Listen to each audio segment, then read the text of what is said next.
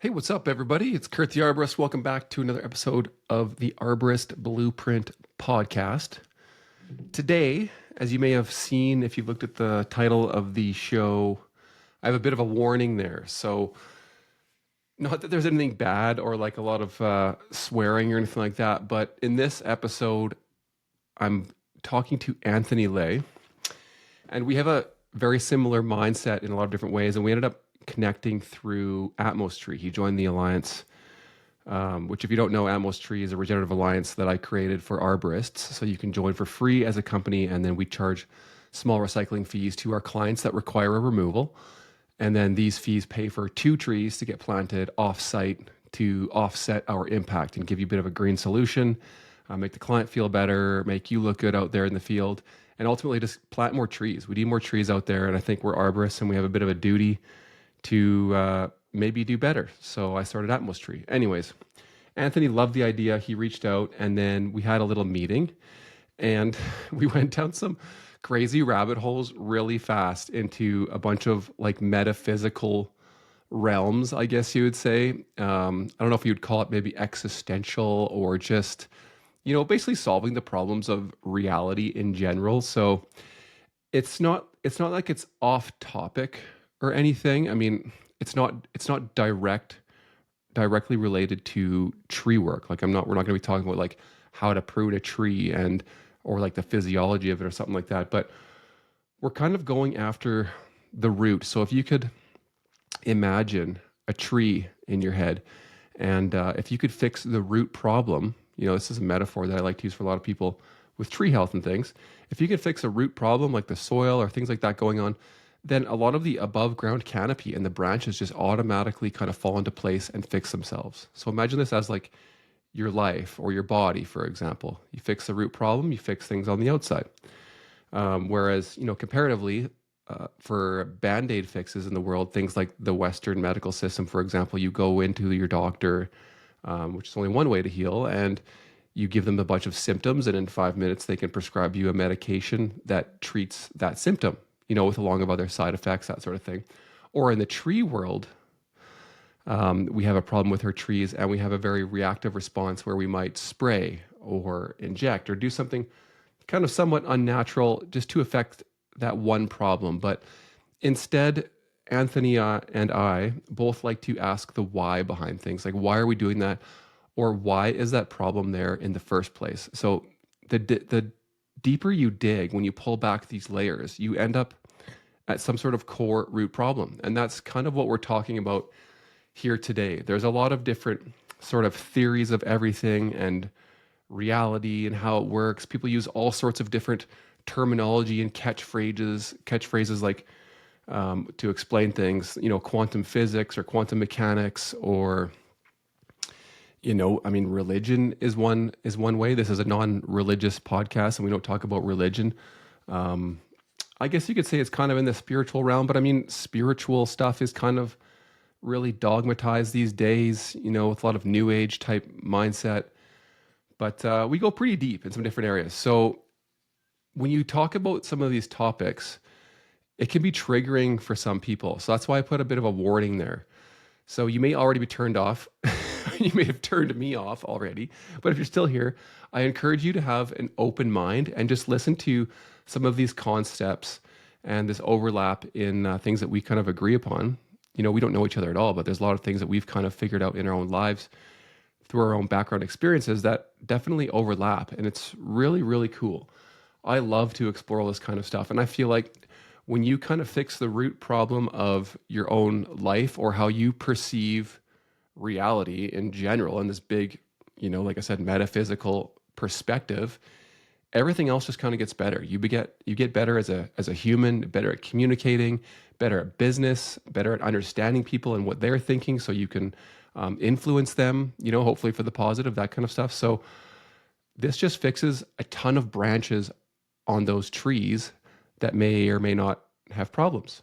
Or it can help you just settle into realizing that there really is no good or bad. It's just all open for interpretation, and we control essentially our own realities and all that kind of stuff. Anyways, pretty crazy. But if you do find it kind of triggering, you don't agree with some of these things, I encourage you to, push through and keep an open mind, listen to kind of what we're talking about. And then if you're having that weird feeling, just investigate that. Like just lean into that feeling, maybe press pause and figure out or try and figure out where that's coming from. Like, is it based on old beliefs that you may have or current beliefs? I shouldn't say old. Is it something that's happened in your past that's caused you to create a new belief that maybe you could let go of? I don't know. These are all things that we just have fun trying to figure out. It's very philosophical to a certain degree. But of course, we do talk about trees still.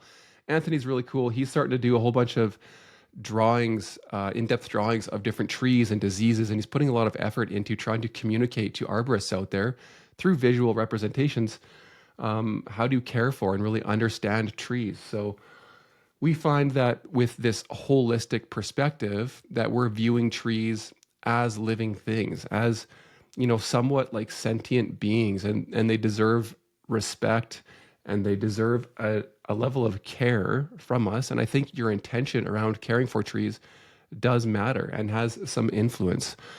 So I think in that way, it does make you a better arborist. And there are strategies like exploring these topics and things that you can actually do in life to literally raise your consciousness and change your mind. So for me, for example, I had thought kind of the same way throughout my whole life. And after a long emergency services career, I kind of got PTSD and was extremely stressed. I had all this existential crisis of like, what's the meaning of life, all this kind of stuff.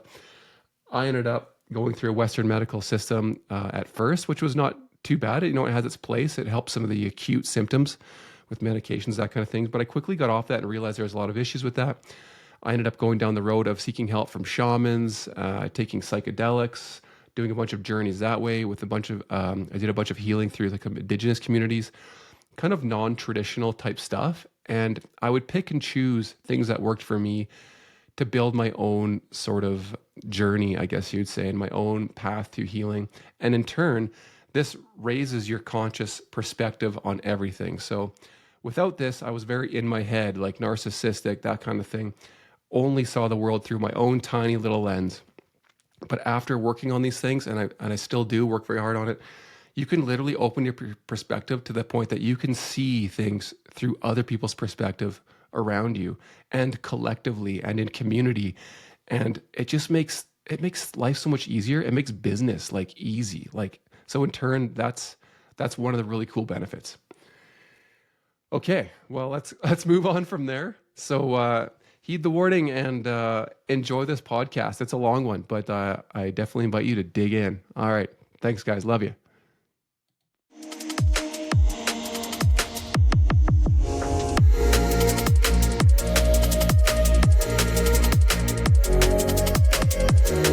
Thanks for joining me on the podcast.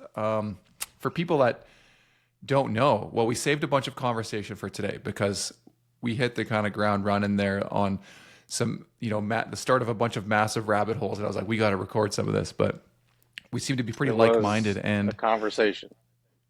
Yeah, we were just connecting about Atmostree because you found Atmostree somehow. You can elaborate on that, but reached out and then we want to have a little meeting just to kind of meet each other and answer any questions you might have had. But how did you find me or Atmostree? Was it the podcast or?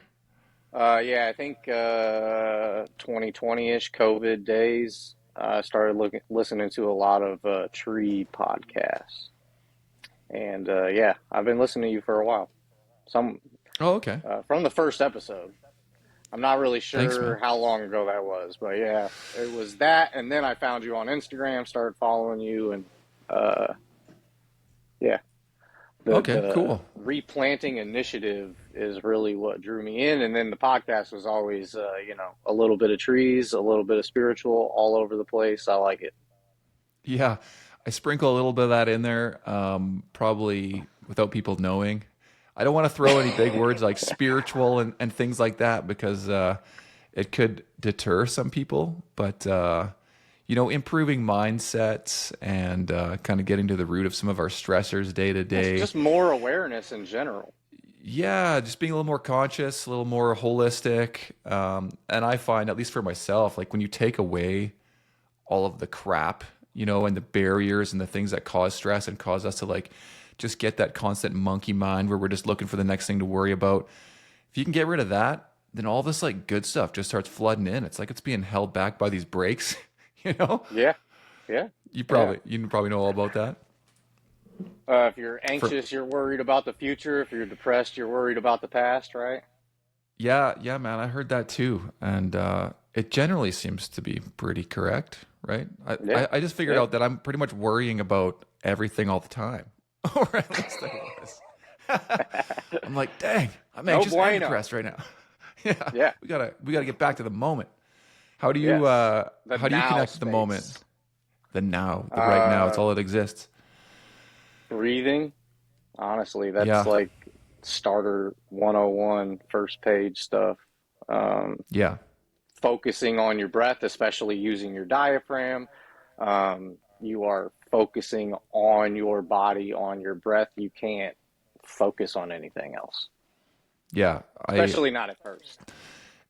I know. You just need And like the more something things you quick can to get add into it. to that to train your focus away from problems, but what's actually happening right now, so For envisioning sure. where your breath is going while you're breathing, envisioning all those organs down by your diaphragm being massaged and given room and movement. Like usually people breathe very shallowly with their chest, so Mm-hmm. they never use their diaphragm. So those organs down there are just stagnant.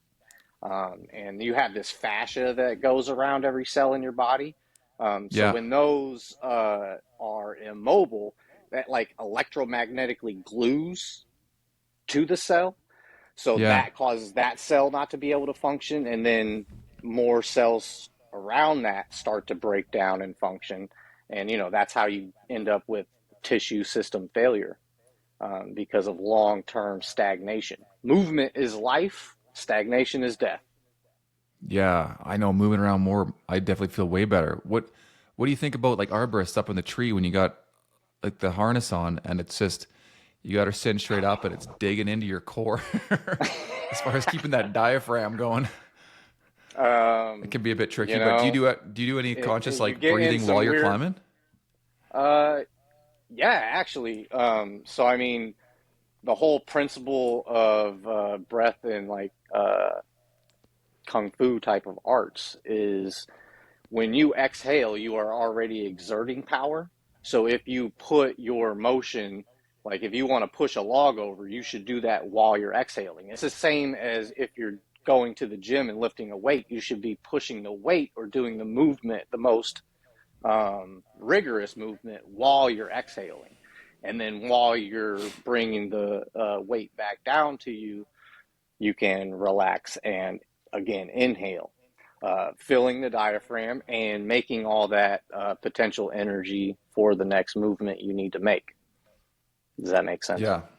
It makes sense to me, but I should probably put the brakes on this real quick because we got we got to tell everybody who you are. Because if we still have listeners who are like, I thought this was an arborist podcast. These guys are talking Yeah. about breathing. Well, I mean, breath is life. We're gonna get in. We're Breath gonna is get into the life. nitty gritty and why, but and how this all kind of applies to work. I'd like to always kind of tie it back in for people that are this is kind of new to them. Yeah. But yeah, FW arborist. Everything So is connected. yeah, it is. I agree. Fort Wayne What's Arborist is what Fort FW Wayne? Okay, stands for. I live in Fort gotcha. Wayne, Indiana. Okay, Um, there is a couple of us, um, but I staked the name. you took that name. That's yours. Yes, that FW. is mine. You get and you said it. Everybody can find you online with that tag. So you refer to yourself as a real life garden gnome and a Lorax, a steward, all these things. But you're an arborist from way down there. Well, I mean, maybe I'm way away from you, depending on how you look at it. But Perspective is everything. that's right. Do you want to give us a little bit of kind of background of how you got? You're like a second generation tree person. Your family, Yeah, is that so correct? my stepdad was a climber, and I worked for him when I was growing up, and just had to start doing my own thing. So I say I'm a second generation climber, first generation arborist. I started to care about uh, the connection to nature and not just the money. Hmm. Started coming out of survival mode and had time to reflect. So, from Dragon Slayer to Lorax. But I've always considered myself a garden gnome because that's a whole deeper conversation. Okay, maybe we'll get to Do you that. know the But history of gnomes? well, I I don't may want to take it back not. there again. I may not. But does it have anything to do with like spirit realm, maybe psychedelics, access to this other vibrational um, plane, where, or you know, am I getting in too a into it? way, but not really. I mean, basically, they're based on 14th, 15th century Druid monks um, who would live in a hut in the woods or even maybe on your property, depending on the age. And you would come and ask them questions about nature, about the trees, about your garden, and they would tell Oh, you about how the world works and how nature works and everything because everything's a micro of the macro. So, how the tree works is how my body works, is how the car works. We call the parts different names, but they all run on the same functional principles of open and closed systems. So, cool. you understand Yeah, one I thing, you can kind of understand everything to a degree. right. And this is where when I got into regenerative type plant healthcare, whatever you want to call it. I Yeah, mean, there's a lot of catchphrases and trendy terms for just moving back to honestly what's natural. And I like to use yeah, the term like mimic nature because I feel like it's that simple. And when people have these methods, like for example, this new way of planting, like a Miyawaki method, this guy coined this term. It's like, well, I don't, great. I love that. We got to market it somehow, but like, dude, you're just telling people that they should plant trees like in a forest. It's like Mother Nature's already got this figured out. That's who gets the credit for it. We should just do yes, that. We should just I love that. stop intervening and trying to change so much stuff. Or if you have to change a bunch of things like in the urban environment, because we all got to live there and whatever, we can't just live in the forest. Well, you can, but everyone's worried about fires now. But anyway, realize that Another what changes we conversation. have made, yeah, what changes we've made, and then you can kind of peel back those layers and see, okay, what did I have to change from a human perspective, intervening with nature, and then how can I just kind of use nature's principles to try and correct those back, to bring the balance back, and then you'll have a healthy tree. Exactly. I But mean, that's my whole thing. Like, I don't think we need big swings in environmental thought. I think we need to understand our property, our piece of nature, and give nature a little room to do her work. She's been doing this for more time than we can fathom, and she's got it figured out. We cause the problems. Yes, we have to live around these trees, so we have to keep them as safe as possible. But um, we are slowly starting to get there. But the last 100 years or so has been this super engineered environment where we want stable surfaces and we want the water to run this way and not that way. And, everything has been developed to a point where the soil profile is all mixed up. You don't have organic matter there anymore. You don't have topsoil there anymore. You have the substrate. You have the clay or the sand or whatever, and then the rock underneath of it that makes it. But the other part of that equation is the organic matter, and we don't allow organic matter to build up anymore. So no topsoil is being regenerated in the urban environment for the most part. Obviously, some mulch beds help with that if they're done right, but most often they're not because landscape firms are just worried about money. They don't really know tree physiology, so they're putting as much mulch down as they're paid to. Um, Usually not scraping the old stuff away. You get this abiotic condition where water and air can't percolate or penetrate down into that. So even if you have some organic matter in the built environment, it's usually not going to do any good, probably doing more harm than good just because it's not allowed to actually break down. And then, you add to that most people aren't using organic mulches, they're using dyed mulches that are replaced before the dye is even worn off of the wood for the wood to regenerate into soil. So, most people don't understand that in the forest, where nature is able to do her job and decomposition is happening to that organic matter. It takes 1,000 years to make 1 inch of topsoil, to my understanding. So, in your urban development in the last 80 to 90 years that has been developed, you're not going to have any organic matter built up. You're never going to have any actual topsoil regenerated unless we start allowing more native areas to excel. Like, if you want healthy conditions, you need to allow a little room where you expect that healthy condition. And, people just got to get over the it's not neat factor. Everything is not going to have a clean edge with nature, but she's beautiful all the same. Yeah, for sure. Sorry to go off on a little tangent there. No, that's good. I know I'd love to touch on so many of those things. It's a lot back then.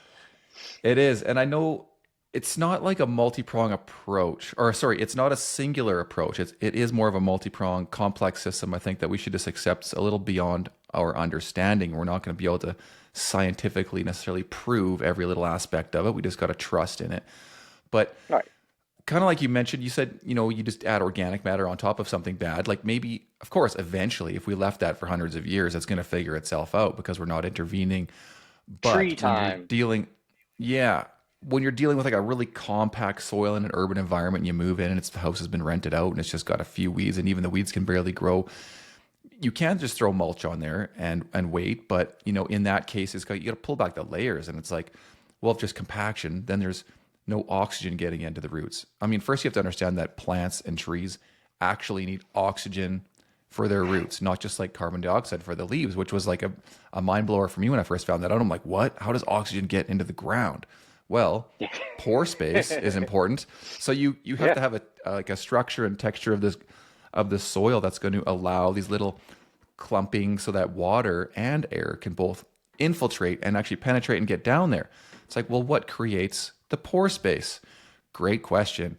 It's a combination of multiple things, but oftentimes weeds are trying to correct like shitty soils and mine their tap roots aggressively down there through the clay or whatever, and they're annuals, so then they die off, and then now we have a channel through there which microbes have to come in and start to decompose those weed roots, and then they channel like earthworms and all sorts of different things through the soil and release their waste or the glomalin from the fungi that helps the structure to ball up the soil. Like, it's just so many things. But then once it's all in balance, now oxygen and water can actually get in there.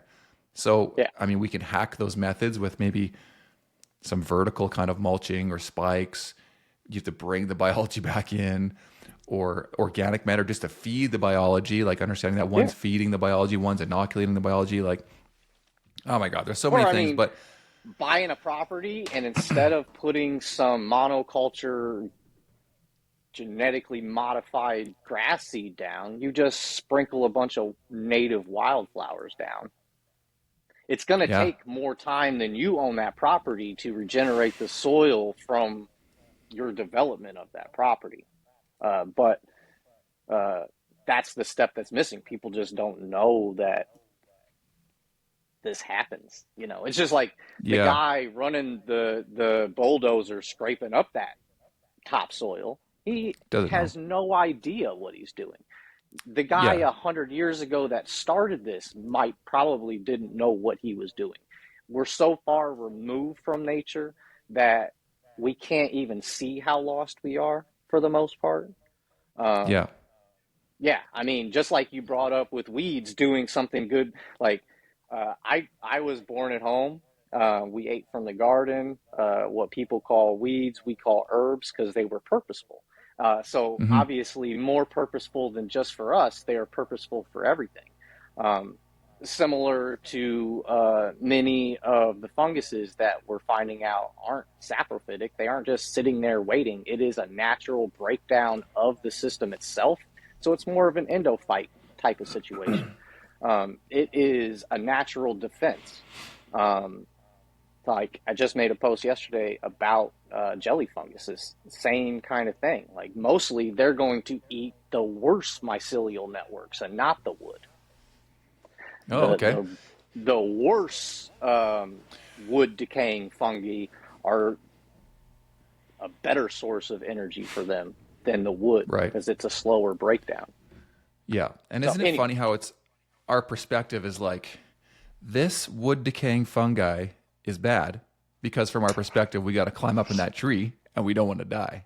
Right. yes, yeah, So it's like, exactly. but this decaying fungi over here is good because it's decaying the wood that's dead, that's fallen into the soil. And now it's creating a bunch of nutrient benefit for the tree to help it grow healthy and be stronger. Exactly. Again, perspective is everything. Yeah. Are And I'm there sure any there's, bad guys? I think that even the invasion of bugs and problems we're seeing in the urban environment is nature taking care of herself like always. I mean, she is always going to find balance. The point of the matter is that can you learn to live in her balance? Because or support within it. 100 years, we have literally removed ourselves from that balance, and it hasn't worked out very good. I mean, in 100 years in time, that's crazy, crazy quick to find out how severe it is to separate humans from nature, because they are nature. Just like trees are our genetic ancestors, they are our grandparents. That's why we're so connected to them. Yeah. Everything is the same thing again. So Yeah, I know. You I said will you mentioned that always earlier. come full circle to that, because it's just That- how it works. Yeah. These things I'm aren't finding bad so or many good. scenarios That's of just full a circle. perspective thing. Yeah, Exactly. yeah, Yeah, like what I meant to say earlier too, when you brought that up, that how everything's connected, is like when I got into that regenerative space and start to learn about how the trees grow and how they rely on the microbes and everything's like a cycle, right? It's always full circle stuff, cycles everywhere. And one thing leads to another. And I use yeah, trees and the microbiology and the health and the interconnections as a way to explain how like bodies work, or should I say, and vice versa. When I go to people's properties and we do health consultations and I talk to them about health and how there's these foundational things and there's microbial stuff in your gut and it's a symbiotic thing, it's like they're like, oh, they can relate to that. And then I yes, apply that for the tree, and I'm like, just like how when you take an antibiotic and you nuke your whole gut with everything, it's like spraying Roundup on your crops and you nuke everything because you're trying to get rid of the one bad thing. It's like yeah, that may be okay in one scenario, but are you replacing all of the good stuff back, like your pre and probiotics, for example, or eating those foods that would encourage that, you know? yeah, Or yeah. or are you just leaving it hoping for the best? No, most people need Or are another you pill putting for that fertilizer too. on it? Yeah. Yeah, exactly. So Just because yeah. we can do something doesn't mean we should do something. We can artificially prop life up. It should be able to take care of itself, though. So is that the right thing to do? And that's why I say, it's better to remediate the soil than just wait on some kind of cure. There is no magic. It takes time. Yeah. And the soil is, to me, like the foundation of pretty much Everything. everything, like a lot of things. It's where it all starts, like if you don't have a healthy living soil Since we system, left water. you're not going to have everything else. And I just posted an article actually on atmostree.org in our blog about dirt versus soil, which is funny that we're talking about this. So check that. I would love you to read it. Full circle. Yeah, it I talks will. about kind of the importance of all of this and how the living soil is so important. But anyways, I'll let that go for now. One thing you mentioned earlier was that you transitioned from kind of a climber into someone who kind of more cares about trees. Like you've gone through this evolution, and to me that seems like a bit of an evolution of mindset rather than, it is on paper you in a career just changing and leveling and learning more, and it makes sense, but it kind of ties into like that Maslow hierarchy of needs, where if you're on Yeah. that bottom of the triangle and you're worried about just getting paycheck to paycheck and not screwing up at your job, and you're getting yelled at by your boss or whatever it is, like you don't have time to think about how you're going to change the world like through arboriculture.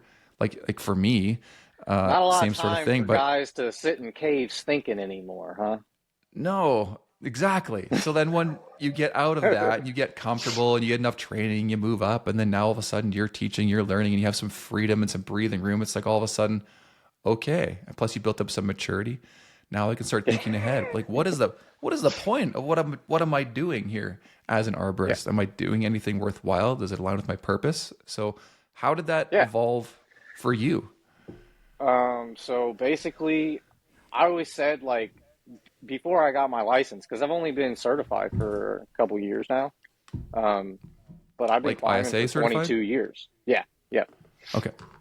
ISA certified arborist and tree risk assessment qualified through the ISA. So I've only been certified for a couple years, but I've always said, like, I'm more of an arborist than any arborist I've ever met. Like, I am connected to nature. Like, I understand this stuff, and I try hard to keep understanding more of it, or a new view of the same information. Like, even if we agree on something, we got there two different emotional pathways, so our perspectives of that thing are different, even if we agree on the outcome or the importance or whatever the Right. thing is.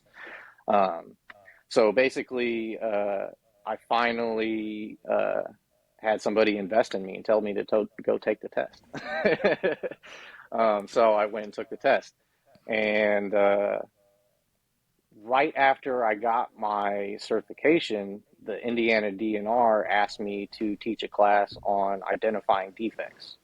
Um, What's the DNR? the Department of Natural Resources. Oh, okay. So yeah, they asked me to do this class, and as I was preparing that, um, I learned some things about what other people thought were important. Um, I tend to focus on not just this one concept, but why this concept matters. So it'll be like Mm. 10% what this thing is, and then 90% conversation about why it actually matters, that you are aware of this, right? Right. So you're Uh, asking the why behind things as opposed to just like reading a book and yes, saying, here's this insect, we apply this chemical.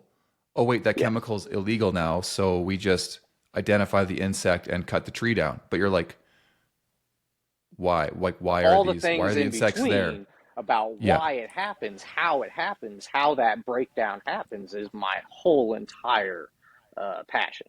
Honestly, it always Mm. has been. I just recently started sharing it with people. I was more of a private guy. I didn't really care to share, but now I feel like um, oh, that's all I want to do. But anyways, so learned about how I thought it was weird how everybody else taught this information. And then I went and did the class, and I tried to, pretty much stick to the normal script, went off on tangents that I thought were important during the class, but it made me more realize how little understanding there was of these concepts in general. So Mm. I could never get as deep as I wanted to, anyways. Um, the time had to be spent on understanding the concepts. So that's what made me start doing this whole sharing thing. Like, I'm just going to put out what I think on the interweb, and everybody's going to tell me all the ways I'm wrong. Basically, was my whole thought. And I can Hmm. learn from that. I can grow from that. And even if, they're a little mean about it, I can accept that with a grain of salt, try to spin it somehow and figure out what the lesson is there, or the perspective to be aware of that somebody thinks of this thing that way. Um, so yeah, then I got my track, and Lindsay Purcell, the Purdue guy, he asked me if I had made a 10 local trees with 10 common problems list. So putting my ideas out turned into making these pictures of these local trees, and people seem to like them. I'm literally having the best time of my life just learning from everybody because of the conversations they start, That's basically. awesome. So Uh, you're talking about like I've seen some on Instagram. You were doing some drawings of certain trees and kind of labeling different visuals of different diseases and things that they would get. Is that what it is? Or just so you can yeah, explain a little bit yeah. more I clearly mean, for everybody? so basically, it was the my thing was, what are the defects that affect climbing and rigging operations? from a Okay. safety aspect, right? So I'm trying to focus on the worst things. So basically, it's a 10 local trees with 10 common problems list. So it started off as just like a little bit of ID, some interesting facts about it, some native uses, medicinal uses and dyes and, all the things that we Okay. used to know. So basically, the whole point is to give you a little bit of information about this, but then we get to the conditions. It used to be called defects, but we're switching that to conditions, effects, all the less dramatic words. Okay. So now these are conditions. So I'm trying to dig out the conditions that actually affect the strength of the wood in some way, or things to be aware of. This could or could not based on these things being there or not being there, if that makes sense. So there's some Yeah. ID, there's some information, just like written notes about it. And then I draw these pictures and I kind of label everything. I'm drawing these pictures from pictures I've taken of these trees. So they're all kind of loosely based on real trees. Um, so, you know, I try to also pick trees, pictures of trees that aren't your normal, typical. Like you're not gonna Google this tree and find the typical, black oak that looks like this. You know what I mean? But in the urban environment, we deal with bifurcation like nobody's business. So it's not gonna look like your textbook image. Yeah. So it's more focused to climbing and rigging operations and the things that actually matter. Hopefully. I like that. I like that because you're using that information and it's applying directly to people in the field doing it right now, whether Yeah, they're into biology, insect diseases. It's like, here's a quick thing. You're climbing it. This is really useful to you. yeah. Hopefully you can Well, my thing is identify and that get some help from this. I feel like a lot of this information isn't known by your average technician out there, because Yeah. most of America, most of the world is not regulated, and even the places that are regulated, what is the oversight and accountability really? If your neighbor doesn't call on you, you're probably still going to get away with doing shady work. So, yeah, sorry, I forgot what I was even saying. uh, Well, we were just sort of discussing how it applies to arborists, like the drawings you're doing and the different Oh things yeah, you yeah, yeah. mentioned in So there. so basically, like, I feel like most of this information has been kept behind a paywall, Yeah. kind of like it's been gate kept, and specific information is put out for a specific kind of learner, people that go to universities and institutions and can read a book and learn that way. Most of the field has never actually been able to do that because they've been in survival mode, most of them. But I feel like, again, just like we don't need big swings in environmental thought to give nature a little room on our property, if you work with trees, especially for longer than a few years, these concepts aren't that hard to understand if they're presented in a different way. Some people like my notes, some people like the pictures, some people like the conversation that this one thing they saw brought out. It's being appreciated because it's brought to a more understandable level. It's not focused on regurgitating this definition. It is focused on this is what actually Hmm. matters to you Yeah. and to the tree that you're supposedly trying to take care of. I would like us all to be better stewards. I'm a firm believer that we have the level of awareness that we have to be a steward for everything that holds consciousness, which to me is everything that is physical. If it's has a physical shape, it is a bunch of atoms vibrating. Frequency and vibration. Everything is life. So, um, if that makes any sense at all, that's kind of my It makes sense purpose. to me. Is my whole thing is trying to break it down into parts that are not only understandable, but they actually matter. Uh, so many of these concepts are either explained so loosely that you already have to know the information, or they're Yeah. so chemistry driven, for example, Yeah. that you have to already know the information or be, Yeah. interested in knowing that deep of information. Is like no in between. So I I'm know. trying to bridge that gap so that more people can become aware and more people can make more informed decisions as they're Yeah. hiring contractors or doing the contracting themselves. Um, we are both sides of that coin are involved in the care of the tree. Who picks the person out, the person that actually ends up doing it, um, equal parts important. Because if the customer isn't aware, then they can't make an informed decision about who they're hiring. And if the person they're hiring isn't aware, then they can't make informed decisions with every cut, because every cut is a new equation. Every cut is a different dynamic, how it's attached, how it's oriented, what's the weight distribution. I mean, there's so many things that go into making a pruning cut, but are there? Because most people aren't considering these things until Hmm. they meet me. I hope. I hope. Yeah. I think there's a lot of opportunity there for different delivery methods of education and things. And I mean, I look at the industry kind of similar to you, where there's like, we all know there's a lot of lack of regulation and all these things in place. But on one hand, I like that because I think it does provide a base level sort of standard safety, a line that we can have an expectation of what an arborist actually is and what they can perform, what they know. And that's great, but there's also limitations to it too. And I think you and me both are taking advantage of the fact that there's a lot of opportunity when there's a space like this where there isn't a lot of regulation. And it seems kind of archaic in a way, or, like there's not a lot of big corporations driving, a bunch of incentives and studies around selling certain products. There are, but not like it's other industries that are taking off. So Right, we can right. kind of come in here and we can start our own podcast.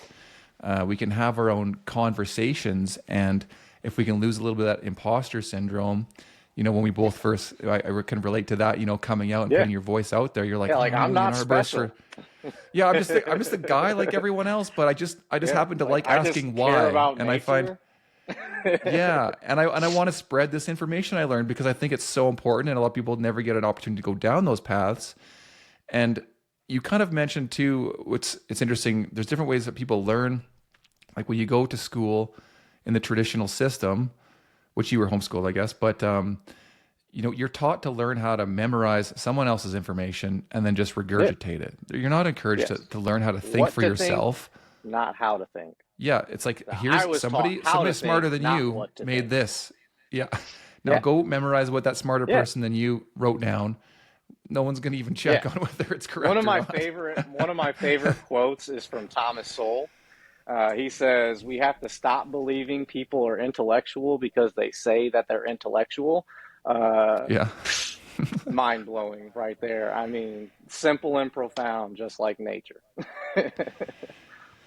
Yeah, yeah, it's definitely interesting, but yeah, I know I love having these platforms to talk, and my goal in the future here that I've really been looking forward to, I've been visualizing it a lot and prepping myself through Atmostree and these podcasts and everything I'm doing is I want to go to these conferences and things and speak because I've been there, like most Mhm. recently at the ISA conference here in our prairie provinces, and they're wonderful people. They do a wonderful job. But I was, like you, probably analyzing and psychoanalyzing how these people made it to the stage, how they're delivering their information. The audience, are they reading it? Because I'm also interested in instructing. We learned a ton at Arboriculture Canada Yeah, at a Train the Trainer program where you learn to kind of like connect with people. And right. there's so many talks about like one would be in the extreme of like, here's this fungi. And it's like this guy who's not an arborist, but he's like this mycologist, scientist, going through all of the Latin terminology of a million fungi and showing you what exists on a tree. And then it was like over. And you're like, okay, so which ones, like what you're doing, which ones apply to the tree? Yeah. Which ones are the most Why did dangerous? any of that matter? Where's the call to action? What do I do? What do I do with all this? And by the way, I didn't Yeah, understand half of it, even though you're right. very intelligent and not a bad speaker, all the way to other speakers that just like read off the No, it's slides, because and these things I'm are like, you put gotta, on by academics for academics. And I mean, yeah, that's why I say I've always been more of an arborist than most arborists I know, because I've always gone to the conferences. I read the TCIA magazines since forever. I stay up on the most up-to-date information so that I can still do my job. Like, I was brought up outside of the formal education, so I didn't never really think that that was necessary. Space age technology called the internet. The universities are done. Uh, everything is a tool. Who is utilizing the power of that tool, how they are focusing the energy of that tool, that's all that matters. It can be a completely negative thing and warp your mind and give you all kinds of worries and anxieties, or you can use it to release information, form real connections, and allow everybody to prosper in that space. You have yeah, to create the space for people to be themselves so that they can find out who they are. yeah, So just like be the example, give the space, and man, the growth you'll see in the people around you is epic. yeah, definitely, man. And that's why I want to go to these conferences and start speaking. I mean, clearly I think I can do it better, but I'm super nervous but I want to be able to deliver this information in an organized fashion that's applicable to arborists, like something that they can use right now, the things that they're thinking about when they walk past a tree. And Yeah, our homeowners are like, is my tree sick? I don't know what's wrong with it. Should I cut it down? Like, you're the expert. Like, this happens on like every single job I go to.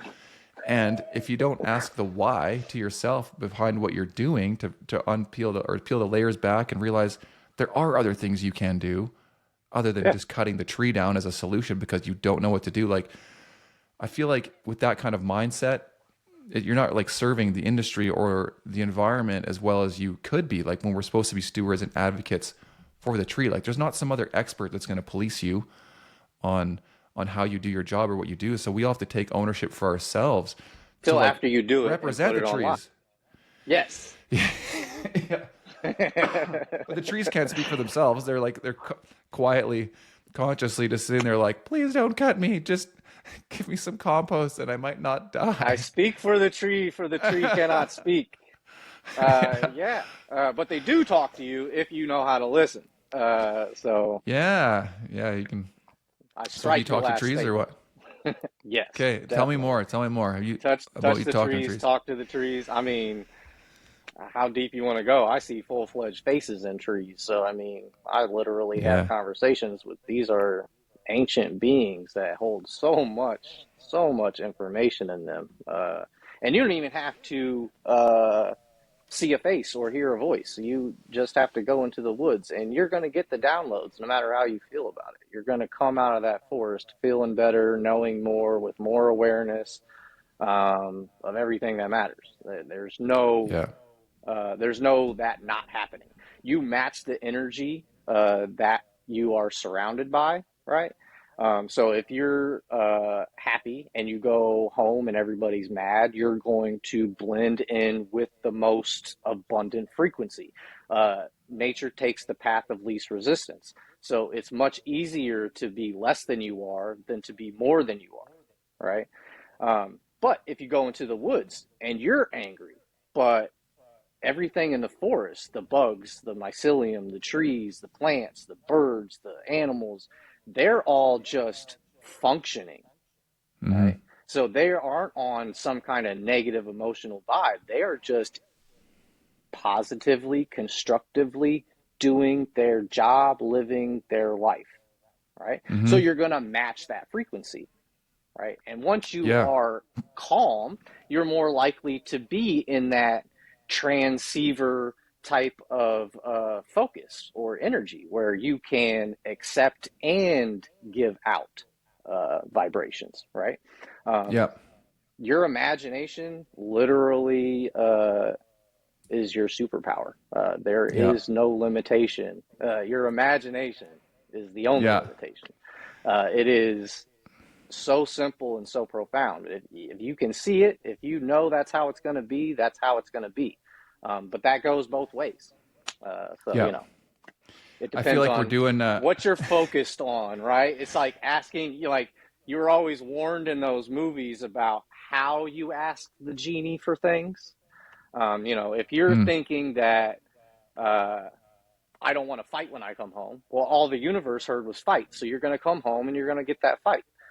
If you think or envision, I'm going to come home and get love and hugs, and that's what you're going to get. yeah. That's just how it works. And to try and bridge the gap here, because we're kind of doing what I We're said getting about it the off. mycologist guy. He's up here and everyone's down here. But Yes. I mean, everyone can agree. Like, think about your reality and how you interact with people and your environment every day. Like you said, you walk into a room or a meeting or something, interrupt something, and you can just sometimes tell when the vibe is like low. Everyone's like they've just been kind of arguing. Someone's fighting with somebody, or you're around another couple that's kind of fighting. It's just like, ugh, that You feeling. can cut the tension with a knife. I think everybody you don't understands that. Yeah, everyone knows that feeling, right? And we all also have a feeling as arborists, I would think, towards trees to a certain extent. We want to work outside. We don't want to be cooped up in a building with a bunch of Wi-Fi. Like there's something there. There's something that draws Yeah, you. I Like, mean, even what is it when that I was a starts your dragon thought? slayer, I was still enjoyed my Unconsciously. connection to nature. No, I Right. mean, very consciously. Like, I love working outside. The fact that I was taking things out that didn't need to be taken out was not a thought yet. Right. But, at the time, I was still very like, this is so good. So, yeah, I mean, Yeah. But you're anyway, drawn sorry and to you're cut you pulled off. to it. You just didn't know why yet, I guess is what I mean. Yeah. I'm just trying to relate it to the people that are, they're out there living their lives and they don't know the heck we're talking about with the vibration and everything like that. But Feel free basically, to cut that out. no, I'm leaving that in there, man. I like to think of everything as a vibrational frequency as well. I mean, people can go up and look up the double slit experiment through quantum physics if they're science-based people, where it literally proves that when you zoom in enough, that everything's an energy wave when it's not observed, and that when things are observed, all of these energy waves collapse into a three-dimensional materialistic property, right? So this Yeah. has And crazy that's based implications on the perspective of the observer him or herself, right? Not yes, just on how this particle will move no matter what, but how you think it's going to move affects it. yes. So Crazy. it's super deep, but check out some YouTube videos on the double I'm slit so experiment. If no, it's kind of mind blowing. It's hard to wrap your head around it, but it's this very simple experiment. I think you can even do it at home. But I mean, you've been showed this is true in pop culture. How does the Flash go through a wall? Well, they show you in the newest TV show, he matches the vibration of that wall and he can go through it, right? It's the same concept, just over dramatic, right? yeah, and there's vibration and stuff everywhere. Like there's no distance between me and this computer in front of me. Like just because I can't see it doesn't mean it's not there. And that's a good concept to take for everything, I think. Just because you can't see it, you can't feel it, can't use your senses, it doesn't mean it doesn't exist. It doesn't exist within our perception of this paradigm, but there could be further dimensional whatever existences beyond if you that. are aware of a thought, an idea, a thing, a happening, Yeah. even if it's not taking place right in front of you, that thing is happening somewhere because everything is quantum. Everything is the same thing. It's all happening at the same time, and it's epic. Yeah, Just and love the roller coaster of life, baby. You're here. Physical life is beautiful. You're here to learn and grow and experience emotional lessons. It's epic. And you don't because have to everything be you become aware of is based on an emotional encounter. You can't become aware of anything until it affects you emotionally. So that's why, even if we agree on something, like I said earlier, our perspective of it is different because we each got there on two different emotional paths. Mm-hmm. Just to bring that. And we're all kind of, definitely. And I mean, I guess what we were saying there too, when you go into the forest, is that there's that vibration that's higher than you. And another sort of metaphor or description I like to use is that I like to think of our bodies sometimes as like antennas, and we're receiving different vibrational frequencies. So if we can, Transceivers. Yes, we're giving out yes, and taking in. Yes. like a radio. So if you can kind of Yep. tune that to a frequency that Yep. you like or prefer, or that's going to provide you with insights or ideas and creativity, that's a higher frequency than fear Yes. and guilt and shame. Those are lower frequency emotions. You can Google this as well, as far as a Yes. hierarchy of emotional states. But Yes. the point is, stuff can get in your way, I guess. You can do different practices out there, like we mentioned, meditation, all these different things. It raises your vibration. That's why people say good vibes. And you can get to the space of creativity and being able to give back and start doing things, start understanding and appreciating nature, start asking the why of what we're doing as our role in nature, and then Yeah. better understand and kind of align yourself with it without this, Right. you know, I'm Kurt, the arborist, human over here, and that's just tree over there. It's like, Yeah. no, we're And I all would tied even together. say, like, it's not that the forest is even that it's a higher vibration than you. It is a stable vibration. And that's the Mm, point. mm. Um,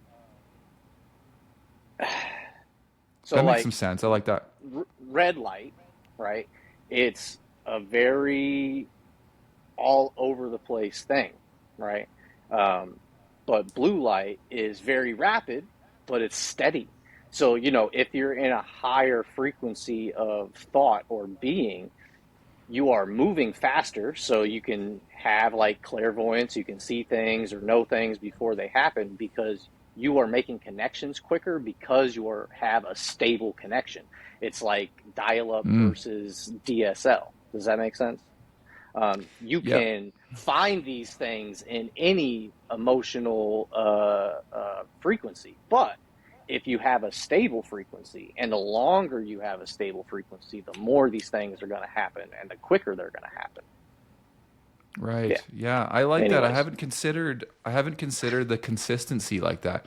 And that's interesting because I'm always self-analyzing, and I'm, whatever you want to call it, the ADHD or entrepreneurial mind where it's highs and lows. I can access tons of information and insight and see how things work yeah, on one level, but the next day I could be, down in the dumps and feeling terrible, and there's nothing, there's no connection. It's like I have to shut down and go to rest and do all these things that I slowly yes, learned throughout my life that help bring me out of it again. yep, But over time, you do sort of align. You bring up your baseline from the dark lows, and you get used to some of those highs. And I think that might tighten up that fluctuation, So, Lemmy, that you're talking about so there. there, like, balance is everything, right? But there is no actual balance in trees or in people. There is dynamic equilibrium because everything is always moving. It's never a Yeah, static thing. So in there's and out. always things happening.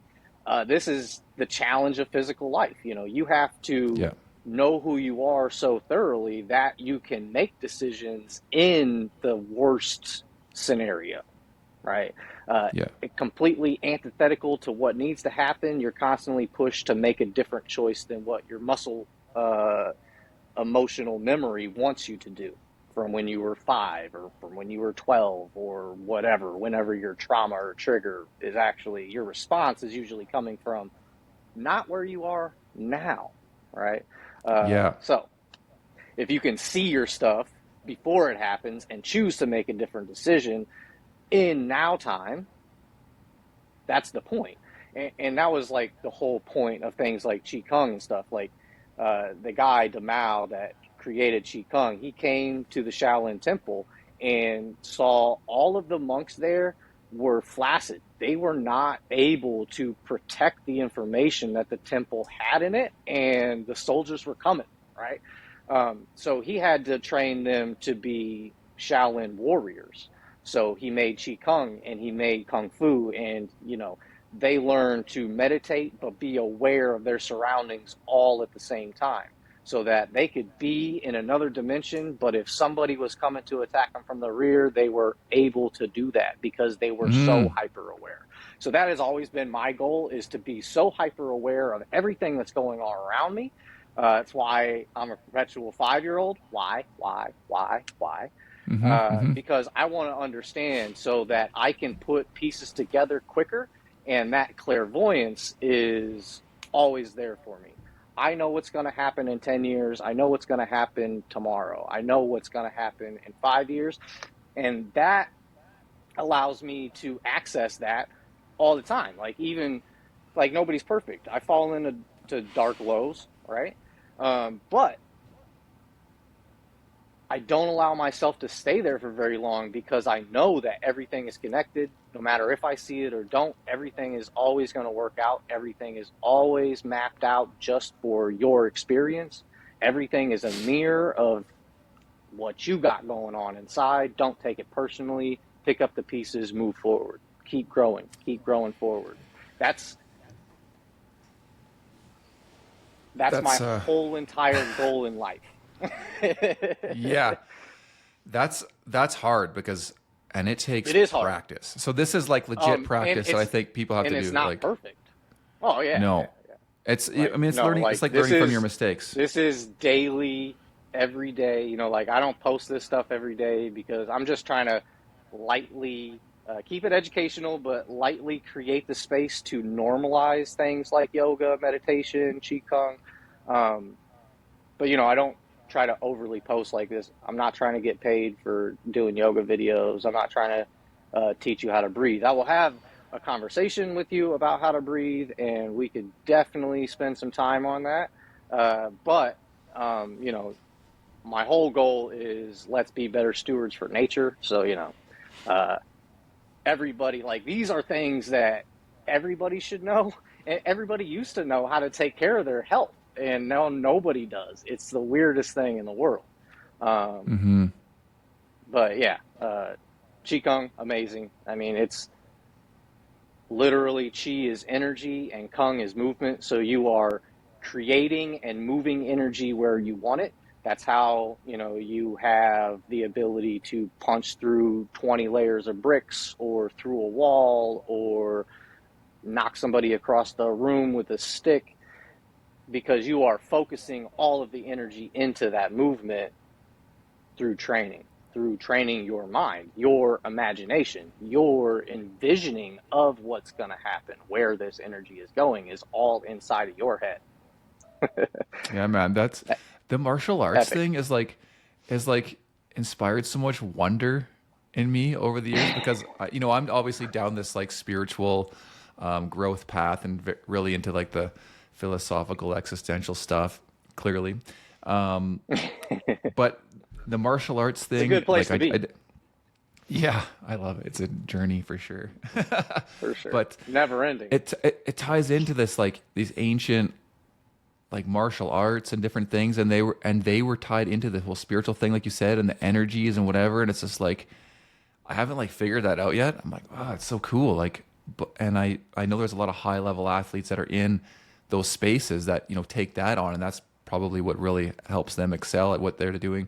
I did a little bit of like Brazilian jiu-jitsu and stuff, and I love that, like a human chest type thing. And there's a lot of mindset that could go into that. But these other ones, like you said, like, I mean, isn't there like there's like so Aikido, that's more like strategic Qigong, thinking instead of foundational knowing. I mean, capital KNOW. I'm big on grammar. So yeah. There is knowing and there is believing, right? There are master manipulators of grammar out there, so they do things very purposeful. Right in the middle of the word believe is the word lie, L-I-E, and it's very symmetrical, B-E-L-I-E-V-E. So everything is always grammar. It always comes back to grammar or contract law or something. Anyways. And perspective of the definition of certain words, and also yes. what level of consciousness we're coming at that perspective from of a certain word can and also pronunciation change it. of that word, because we have to remember that before there was written words, word language was based on sounds, was based on vibrations, was based on foundational meanings of these things, right? Very highly contextual. Just like when we before linear writing, we used pictures. lots of context, lots of personal context in those pictures, because it's not just what that symbol means, but what it meant to that person that drew it, right? So with the words believe, like, these things are based on frequencies. You know, words are made from parts, and parts are made from sounds, and sounds are based on frequencies. When how things are pronounced are changed, when the definition of things are slowly degraded over time, over more time than we can fathom, that changes literally everything about the actual action of that word, the frequency of energy that word now has that you're putting out. Does that make sense? So it's like you have to be very careful about the words that you use these days, because there is correct grammar, and then there's grammar that has been created, for lack of a better word. It's literally just parts of things that confuse things. So you don't get the result that you're after because you use this word and not that word. You said it Yeah, this way and not there's that so way. many. It's like how the kids say wretched, wretched, everything's wretched. Ratchet, ratchet. They say ratchet. Well, ratchet is a tool, all right? Yeah. You mean wretched. Get on my wretched strap. So you change the whole thing, and that changes the whole meaning. Does that make sense? I've contemplated this lots because I think language is such a whole thing on its own, and I mean it's Yeah. directly applied to what you're saying to emails and text messaging, where you remove someone's nuanced facial expression combined Yep. with their tone, combined with how Lots of they're holding emotion is their lost in body. text. I mean, and then when you get down into actually writing it, like you said, you can write the same word, but it can mean three different things depending on how you're using it in a sentence or where it's coming from, what context, what time, Yeah. everything. And Yeah. it's so nuanced. I don't know if Because I'm sure all linear languages are a writing bit, but was invented for bookkeeping. It was for numbers, and that's why words are numbers, and that's why you have quantum grammar in contract law. You should be able to read it forwards, backwards. It means the same thing. Doesn't matter. There are no loopholes. That's why no like government contracts are quantum grammar anymore, because there's all these loopholes. Everybody's hands can be in each other's pockets. You're not supposed to know about that type of things. It matters so much that this was based on numbers, and we can make words that mean things, but we lose so much of the context to the meaning. And for me, the why. Why is this being said is usually lost because there's no emotional connection yeah. there. And there's so much manipulation And possible out there down the with language line, and yeah, so far down the line that we are from the first written word, we are so lost and disconnected from correct that, you can't really guarantee you're even using the right etymology anyways. yeah, I think there's an over reliance on language. I think language is a tool and a great one, and it can be used in better ways than others, like you're alluding to. But there's a part of life that doesn't involve language. Like imagine humans before there was a language, or it was very limited. Like, what was your experience like being an individual? Much There more were still imaginative. individuals.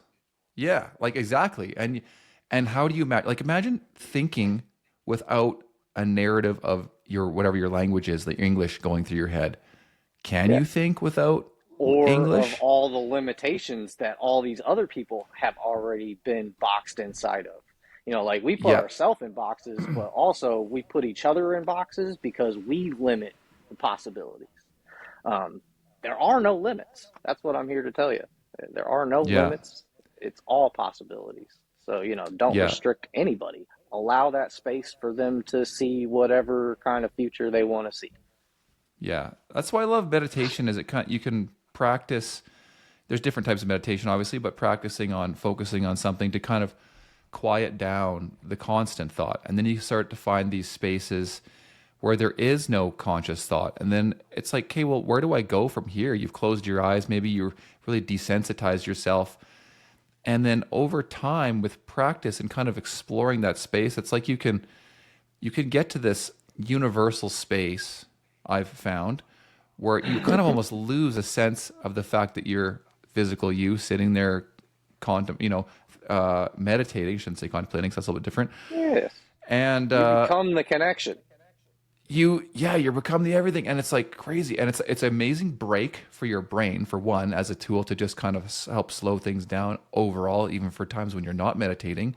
It give you more buffer and room for responsiveness versus reactiveness, that kind of thing. But it also, for me, opens up that channel where you can just all of a sudden access more knowings, where you just all of a sudden get this insight of like, oh, Oprah would call it the aha moments, whatever, where you just like, you all of a sudden the stars align, you're like, now I get it. You find out what you didn't know that you didn't know.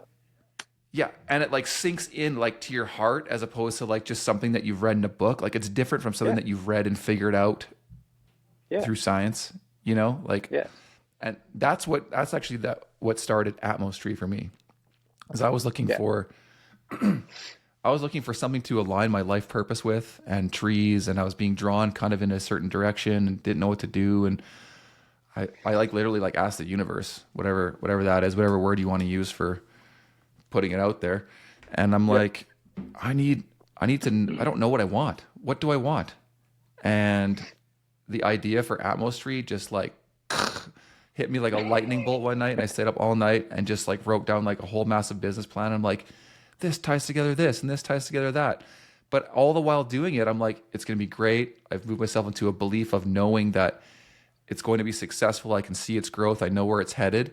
But there's also this massive like opportunity and blurry spot where I don't know where it's going to go, and I'm just like following the flow, it's going to morph into something greater and pivot differently, and it's going to have all these effects. Like, it's just so cool. Once I just you love that follow your feeling. passion, the universe provides. You will have everything you need before you even know you need it, every single time.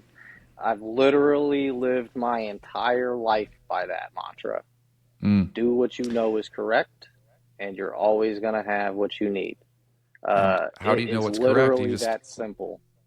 Yeah, and you go by feel. So you can like go by feel of knowing what's right and wrong. It's not all about the outcome, is what I'll say. It's not about the outcome. It's about the intention that you put into what you're doing.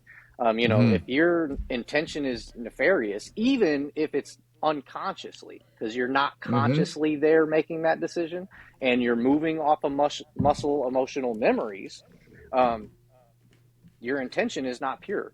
It can't be, because you're not even involved, right? So, this is much more than an intentional thing. Like, this happens, like, we are created to create, however you want to look at that. So you are doing that either consciously, actively making decisions in now space that will affect the future, blah, blah, blah, or unconsciously. You're just kind of moving through life. What happens, you deal with, mostly probably not consciously, that kind of person. You're still creating the outcome that you're going to have in the future. You're just not going to like the future that you created, more than likely, Yeah. It's a little bit more, gray than that. But, basically, you are. I could offer an example it, whether you realize it or not. You're making it happen.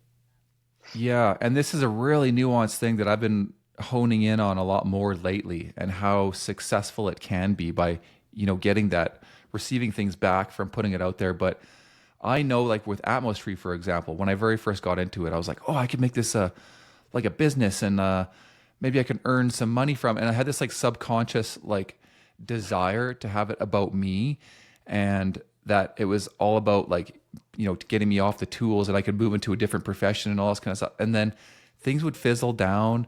It just wouldn't work out as much. And then as I got more and more into Atmostree and its purpose and its vision, and then I aligned with like the whole reason I'm doing it again.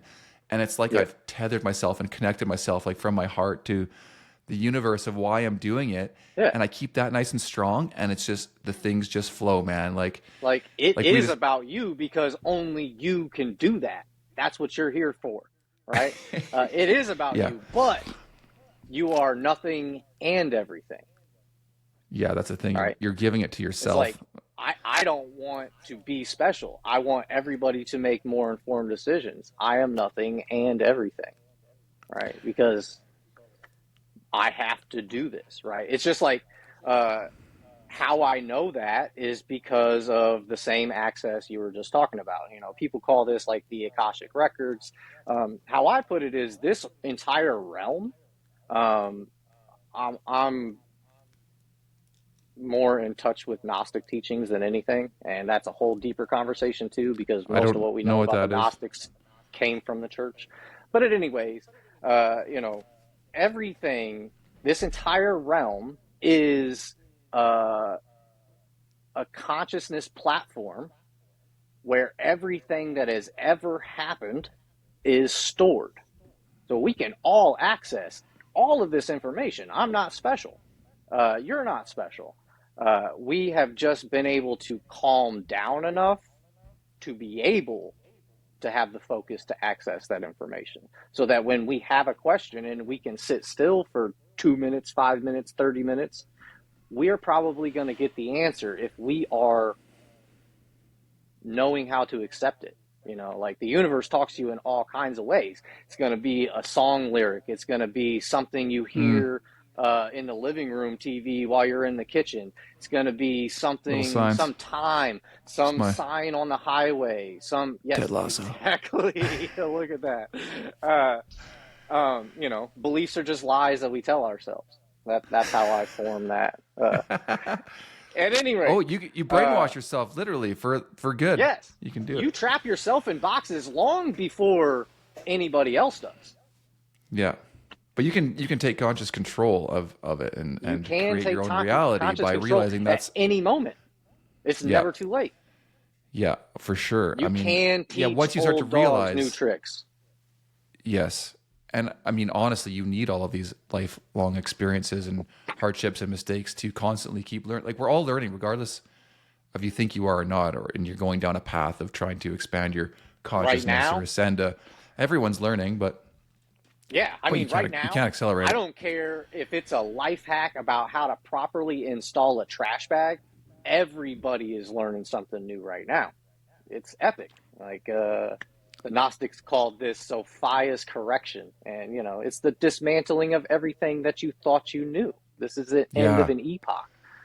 We are going into this space that so many cultures have told us would happen and does happen over and over and over again in a cycle that you can't begin to fathom, where we are going into an awareness where you become aware of everything you've ever been lied to about, and everything has to change. And so, you know, it's just like the dissolving of the dragon slayer into this tiny little orange Lorax that hmm, remains. yeah, Um, it is all happening, a cycle. We are going to keep growing until we realize that we have to change it. And we yes, become the change, and we create the space for other people to find out who they are, and then they create the change and create the space, and just repeats, repeats, repeats. yeah. And asking the why. I mean, if people want to start doing this now and they're curious about what this all means, it's like you could just start peeling back the layers of why. Why everything? Like most people grow up as kids, they're learning from their parents and their peers and from their school system or whatever. And it's all like little software programs just being put into you of like, Yes. this is how, something simple as like you grow up until you're about 6 years old. Then you go into an institution school and then you go there until you graduate. Then you go to post-secondary. If you're successful, then you go and you get a job and then you get a mortgage and then you pay it off. And then like everyone assumes there's some sort of like rule book on how you have to live your life. And this applies to pretty much everything, every concept we That's the have game. about our own identity. So it's like once Yeah. these things are built up, then you start asking why and deconstructing and peeling back. Why was I programmed to think like that? Is that the right way? Is it the wrong way? I don't know. And then you start to ask and receive more knowings of understanding what's right for you. It's just crazy. And it is ultra crazy.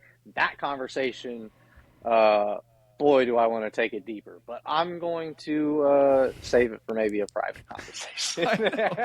okay, I thank you There very is much for being much to say self-aware about everything you just said. Craziness. Yeah, But I wanted to. not the forum probably. Yeah, I don't want to go anywhere into a space where people are starting to think it's negative. You know what I mean? From that point of view of like, yeah. Anyway, but one thing I would like to talk about is kind of what we were talking about before is how thoughts are like the origin of things and how you can take control of this. So like thoughts, Yes. create what you say, and what you say creates what you do, and ultimately creates a reality. So Yes. everything's starting from your thoughts. I like to use What it you with do like is law the of pattern attraction. that creates your reality. Exactly. And you can- That's where I and was you can- going too.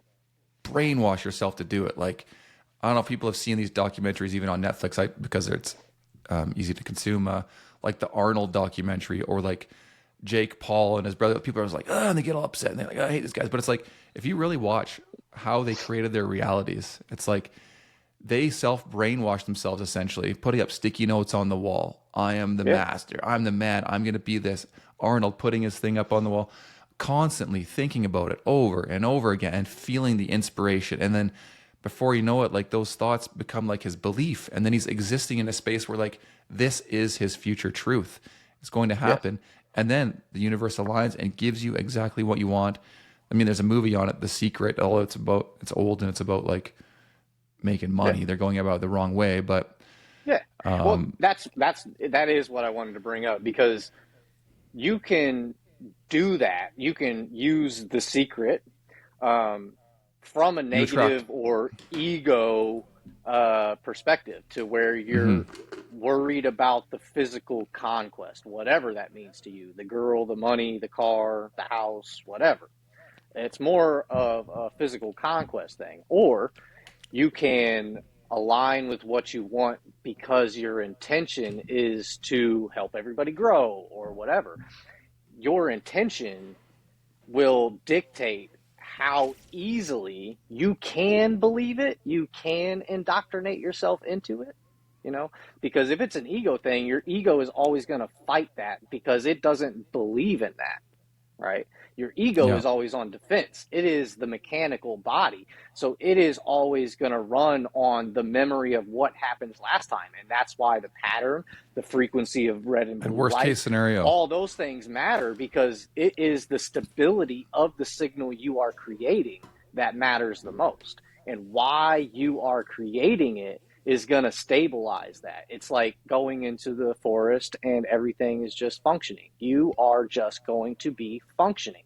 If you are worried about what you don't believe in, but trying to make it something you can believe in so that you can have this thing that you think you want, that's much more sporadic. That's much more all over the place. Yeah. Your signal is not stable. Does that make sense? Yeah. Yep. And you may have success with that, but you're not going to feel like you're in that flow it will zone. Work. So I like before I awakened into the Lorax or whatever, I've always used these principles, but I used to use it from a place of ego. When I switched to a place of love, everything just fell into place because my signal was stable. Yeah. I mean, you kind of like, that's very simple to say, I guess. But it is night and day, the difference between working from fear. Fear is the virus. Awareness is the antidote, right? So if you are working from fear, you are sporadic because you are anxious, you are worried, you're concerned. You have all these things that are fighting you. You're on defense. Yes. When you're on defense, you cannot be open to receive. So you are going to have to fight to get it instead of just sit back and get it. I think there's also some three-dimensional aspects in here too that can help people kind of get over this, is that, you know, that whole primal state of whatever, and coming from this being of like survival is key, you know, fear of death, whatever. Like, so your mind is always trying to attach to what's going to keep you safe and do all these things. So just realize that those thoughts and those things that come up organically are just, that's all they are. It's just thoughts. They're not just you, they're passing through. You can identify them as almost being separate from yourself, and that it's a normal, natural thing for those fears and things to come up with, but don't attach yourself to them and associate with them, and that you can start plugging in conscious, positive thoughts and direction to yourself. And it can take time. At least for me, if I work on something, it could take maybe 2-3 weeks, probably gets easier over time, before it starts to train that subconscious. And then all of a sudden, the subconscious that launches your thought into your conscious becomes more positive thoughts that are aligned with your purpose and the direction that you're trying to achieve. So it's like you have to kind of do something to try and get it going, and then it starts to get going, and you start trusting. Breathe. Yeah. So it's not going to happen overnight for everyone. It's going to be years. But it'll happen when it happens forever. You know, for everyone, it's like epiphanies come in lifetimes or split seconds. You know what I mean? But the thing is, like, this is why snakes always stood for knowledge, because they slither in the grass. You don't see them coming. It bites you out of nowhere. Yeah. That's it. There's all sorts of things that you come. know, you can never control the epiphany that comes. It's going to come when the emotional encounters have clicked just right for you to become aware of, oh, this was for me. Mm-hmm. But that is what I wanted to say earlier when you were talking about meditating, is that you brought up like those thoughts fade away. And I would say that maybe a better way to say that is you become aware that these thoughts are happening in general, that you are actually not these thoughts. You are above these thoughts, watching these thoughts. Like, where are these thoughts coming from? Well, they're coming from future and past yous. You know, all of the things that you have been through are what is being recycled through by this mechanical system. It's saying this, I survived this last time by doing this response, so I want to keep doing this response because it worked. The path of least resistance. So, you know, it does take work to go to this understanding where you're creating your own reality. But I promise that you're creating your own reality, whether you are aware of it or not. So you might as well just learn how to breathe deep and understand where you are in the moment and say, I am not 5 years old anymore. I don't need to go cry about it. I don't need to run away. I don't need to punch you in the face. I need to say, hey, I'm 39 years old now, and this is where I am with the perspective that I have. That doesn't really bother me that much anymore. I know who I am. I'm secure, blah, blah, blah. You know, all the things. You grow, but you have to be open to the growth. Yes. Right? You have to. And that's why, you know, sometimes epiphanies take lifetimes, because you have to be open to it. You know, and you're constantly being bombarded things that are meant for you to be aware of. But until you actually are there to become aware of it, it's going right by you, or you're not even noticing its effect on you or how it's involved with you at all. Yeah, and I remember one big awakening I had that I hope everyone gets to go through at some point, because there's multiple levels of these different, you know, level ups or whatever you want to call it, epiphanies and different things that you can have. I used to think it was just like one and that was it, but it was like multiple. No. So, but one was realizing and working on, of course, that like your reality is all controlled from inside of you. Like you can't put all of your life externally. You can't project all of your emotions and your problems and everything on things, or even good things, externally on other things. Like that's where blame comes from, and you know, talking about other people, trying to self-inflate yourself. It's like, realize you can't control anything outside of you. Shit's gonna happen. You're gonna have people that treat you like crap. You're gonna have all these different things that you cannot control. But what you can control is how you respond to all of these things. Yes. And that's kind of like a first step. And then over time, as we were kind of talking, you kind of start to realize there's this like woo woo aspect of life that you can control like the external reality to like Yeah. suit your means. Just like the other day I went to the dog park, man, and we just like I think signed a agreement with like another company at Atmos, and I was like really excited. I was feeling really high vibe. Like I was almost like in tears, just happy the sun's out, taking my dog for a walk. And Yeah. like there was like grumpy people around me, and then they just like changed. Like everyone is just like elevated, Yeah. and people were like just talking to me, and they wanted to like come over and like start conversations, and it was like it felt so good, and it was like, man, this is a direct correlation to like my high vibe Yes. right now, and I'm influencing people around me even with it, Yes. Because and I controlled that. I created that. yeah, you made a steady state. You couldn't be knocked out of it. Yeah, it Now, felt so good. if you could do that consciously, right? Walk Yeah. into rooms where people are mad and lighten the mood. Yeah. You definitely have the power to do that. We But all know it's these people. easier to be less than you are than more than you are. So you're more Yeah. likely to match an energy other than emit more energy to melt everybody else down. Yeah. Yeah. That's a You know good what I mean? point. Like That's a that good point. took more Yeah. intention. It takes more intention to actually respond better than what people are giving you. Yeah. You know, For sure. And somebody's spitting in your face and you can just say, you know, I'm just trying to understand the problem. yeah. Calm And from there's that I think stable there's like a state. couple Like, parts. I don't even know why you're mad, literally. So, like, let's get on the same page and maybe I can be mad with you. yeah. Yeah, you could.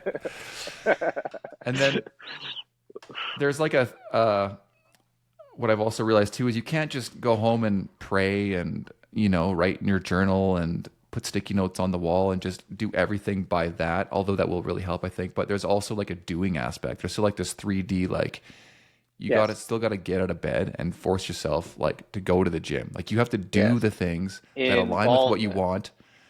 Yeah, like there's like two parts Yes. of you.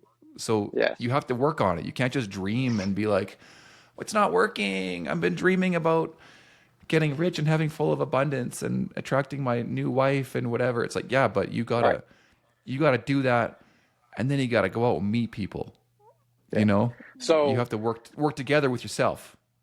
so you touched on like the major theme of Gnostics that I always connected with right away. They called themselves standing wisdom. So they literally believed that you had to participate in this dream of Yeah. reality, that you are an antenna living out a perspective of emotional experience that nobody else can. You are an antenna of God, of Sophia, they would call, which means wisdom, historically. So, you know, they thought that you had to actively participate. You can't just sit on the sidelines and pray about it, which was brought up again with Demao in Shaolin, where he figured out you can't just sit here and pray about it. You need to be ready for action, because physical life is happenings, right? You want to stay in the astral world, stay in the astral world, right? Physical life is about melting the astral with the physical conquest, right? It's not a separation. It is you have to use that energetic power that you have to create what you're here to create. Yeah. And there's a whole perspective there too with the whole good and bad, and how this kind of ties in with a lot of that, of how the good and the bad in your life or in the world and whatever is all, again, perspective and labels and projections that we put on things. Yeah. So as we practice these things and you raise your consciousness and become more holistic, more selfless, you start to realize that these bad things that are happening to you on a day-to-day life, little things even here and there, they don't really go across your radar anymore. And your baseline of like happiness and level and everything gets better, because it's like you haven't really changed anything physically. I mean, technically you can, because better things will happen to you. But when the bad things do happen, it's like your perspective is not looking at it so terribly anymore. And that's really what ultimately what it comes That's down to. because, What we're saying is like it's all just your perception. Well, that's because your perception of things are built on all these individual perspectives, right? So you, like, I call myself a perspective collector. The more perspectives you have, the fuller, truer picture you can see of any situation. So the more understanding you ultimately are. Like, even if your immediate reaction because of some emotional mental memory is negative, it is only because it is only there for a second, because quickly you understand how everybody could see the situation, and you can't really be mad at anybody for how they saw it or responded to the situation. It limits how long you can stay there, you know? Yeah. And that's based on your openness to be aware of all these different people, things, souls that are intertwining in this thing. Because emotional encounters are not necessarily personal. They're always multidimensional. There's always multiple soul contact in there. And everybody leaves with a different lesson. Yeah. All right. Yeah, you can go ahead. I like little mind hacks too, like just sort of believing that there's a purpose in your life, or like things are kind of meant to be for a certain reason. It just helps me let go. You know, when something doesn't work out in the immediate here and now, like setting up this podcast, and you know, all these malfunctions are happening, and I'm like, oh my God, I'm like worried about ruining your day, and I'm not getting going. I'm starting to get stressed, but then I just like use it as a scapegoat. I'm like, well, maybe the universe, need to throw a glitch in there, like a glitch in the matrix, to like cause some other sort of shift to happen. Something else changed because of it. How bad do Whether you this want is it? true or not, I'm just like, yeah, So many maybe. possibilities. I don't know, but I just like to just kind of like offload that and be like, it's not for me to worry about. I just got to trust. Yeah, And then, exactly. and then at the end of the day, I'm not as upset. If you don't believe you're here for a reason, I would argue that you haven't been paying attention. You are not consciously living your life, because how could you if you feel that way? Don't feel that way. You're here for a reason. Everybody is. Only you can do what you're supposed to do, because only you have built this perception that you have of things.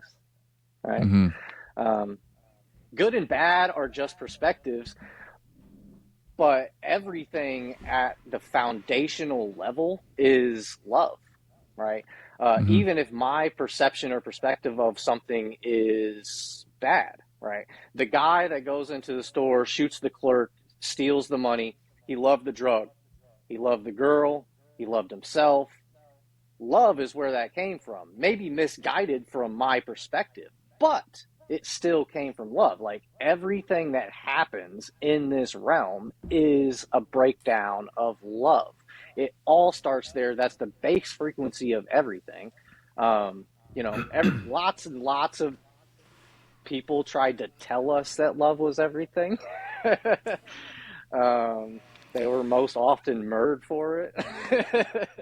I think this comes back to a little bit of your perspective too, and like where you are on the consciousness level and how you're looking at that term being used. Because, you know, a lot of people that aren't familiar with a lot of this, if they're still listening, might be like, love, I know what love is. And it's like more like a form of like lust, or like a connection to like your spouse. Right. And, I mean, it is all those things, but it's a greater thing. It's like capital L love is like, it's consciousness, it's God, it's truth, it's the source. It's like, it's the everything. It just is.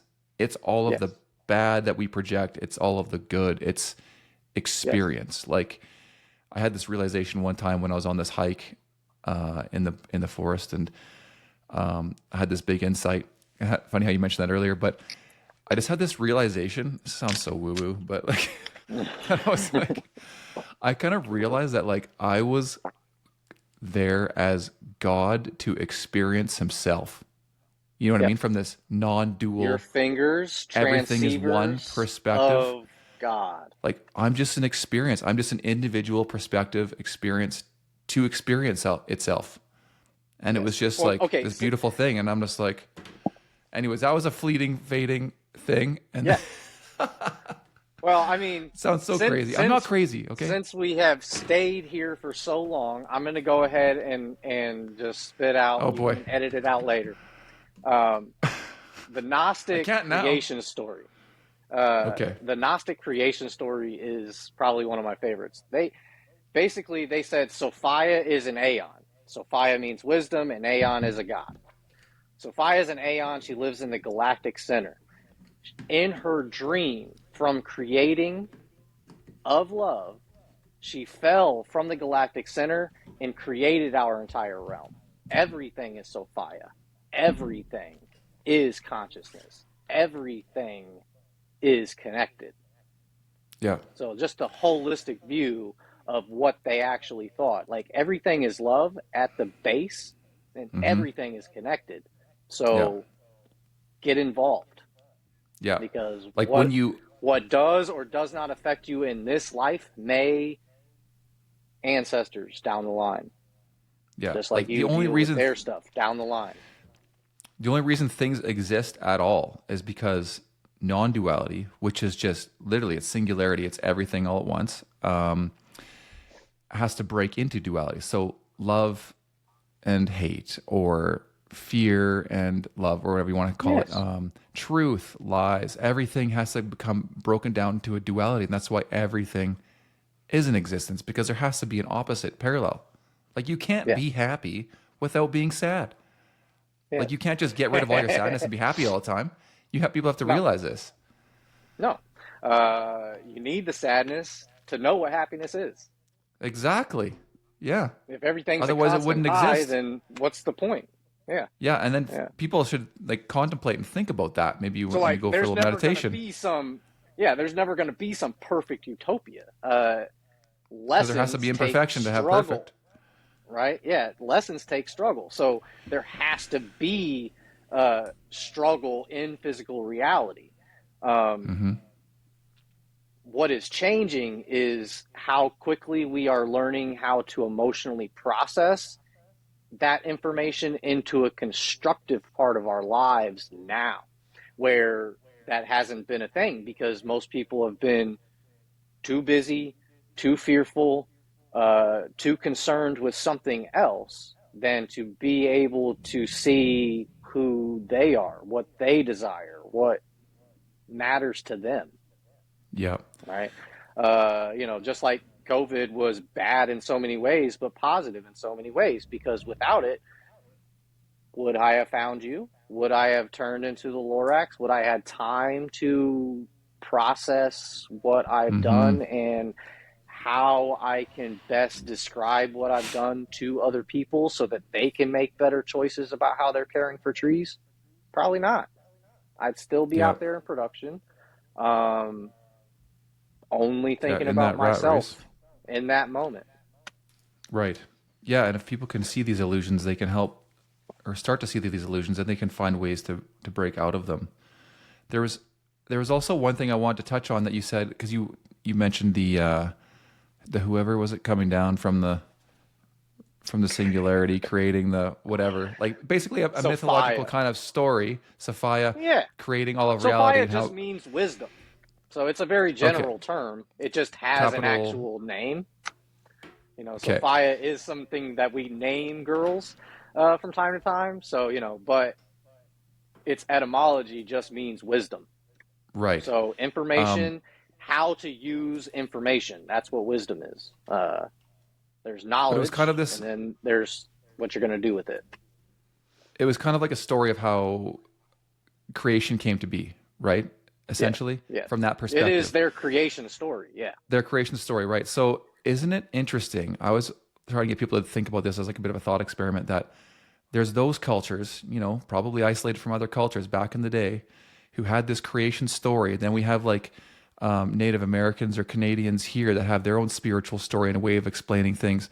Then we have religions started to take foot, and then those even split into different religions. And wherever, whether you're a yogi or whatever it is. It's like everyone's going after the exact same thing, and it's like a mountain, but there's just Yes. different trails that go up. Some are Yes. bushwhacking, some are straight up, Yes. some are switchbacking, and everyone's coming from different angles, but we're all going after the exact same thing up here.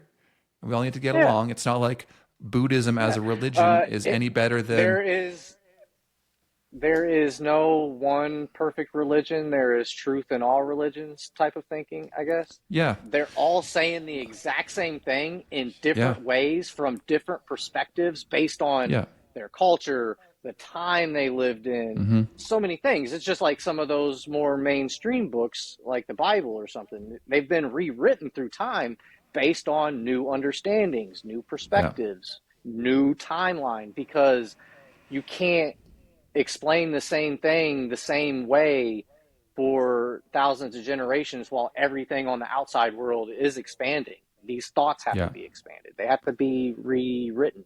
But, it yeah, can turn into the telephone game over more time yeah, than you can fathom. You can yeah, lose some of the signal and get a lot of noise. yeah. But You can at the apply end of the rules and day, dogmas and even stuff. even these books that have been pepper sprayed with physical conquest and anti-women rhetoric confusion, at the end of the day, the bulk of the information is still factual. It's still based on these spiritual truths, because most of these books are based on happenings in the sky. Our ancestors were sky watchers, because how the universe works is how the world works, is how you work, is how everything works, right? It's all the micro of the macro. So the planets being called these different gods and being described in certain shapes of things that were on Earth, these things all give us context to how things actually work. It matters. I don't know if it Yeah. mattered to this conversation though. Well, I just find it interesting that basically separated cultures everywhere all were going after something. Everyone had this feeling, this draw that Yeah. there's something more than just the 3D reality. And so many Yes. things in our world, whether you believe in it or not, are based upon this. And I'm sure everyone's felt that emotional connection. And there just needs to be a little less hate and separation of like my way is the right way between everyone. Just find out your own way that works for you and keep going, keep plowing ahead. Well, But I a mean, question for you, yeah. I have is, what do you think's at the top of the mountain that everyone's chasing? Uh, Themselves. Yeah, Yeah. essentially. Yeah. I mean, you are forever becoming more involved with yourself on a deeper level. Become more in tune with what you actually desire, what actually is important to you.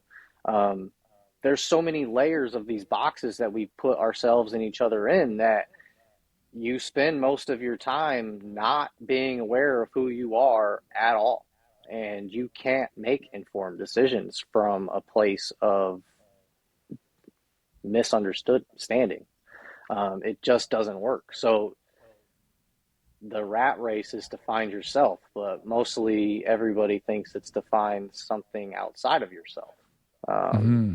which is, again, something the Gnostics would say. They said that you're being hoodwinked, you're being bamboozled if you think that something outside of yourself holds the importance. Hmm. You hold the keys, but you're not special. You're nothing and everything. Yeah. Because at the top, I think we all become one, and then you become yourself, and you realize yourself is everything else. It's capital T truth, capital L love. you know, it's it's crazy, man. One thing I Yeah. went through for a long time is I thought that starting at the bottom of the mountain, when I was lost in my own thought, my own repetitive monkey mind, negative affirmations Yeah. going on, and I started to wake up and come out of that and start to question things and move my way up this path, taking some different paths, maybe with other people, different cultures, figuring it all out, is that oh gosh, I lost my train of thought there. I went off into a different path too fast. It happens. It It does happens. happen. Not very often, but God, what was I thinking there? Oh, okay, I remember now. So I realized that as I would go up, I would gain, whatever you want to call it, more consciousness, new perspectives, right? More Awareness. holistic perspective, awareness as you would go, because you can start to see from higher up. Yeah. And I thought that, as I would do that, I would lose the selves or the versions of myself below that, or those perspectives, or like those 3D perspectives. You know what I mean? Like I had to just stay up here, and I'm always chasing like enlightenment or like this God consciousness, but I'm going to lose everything else. But then one day I also realized from another awakening that no, I'm just building perspectives. I'm just adding another one on, and it's like More keep going, future keep going, and past selves. and then you can exist from all of these different perspectives like simultaneously.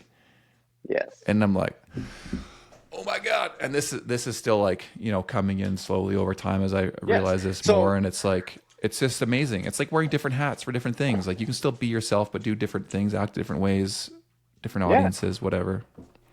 Yeah. So what you're talking about is the fact that there is no shadow or ego death.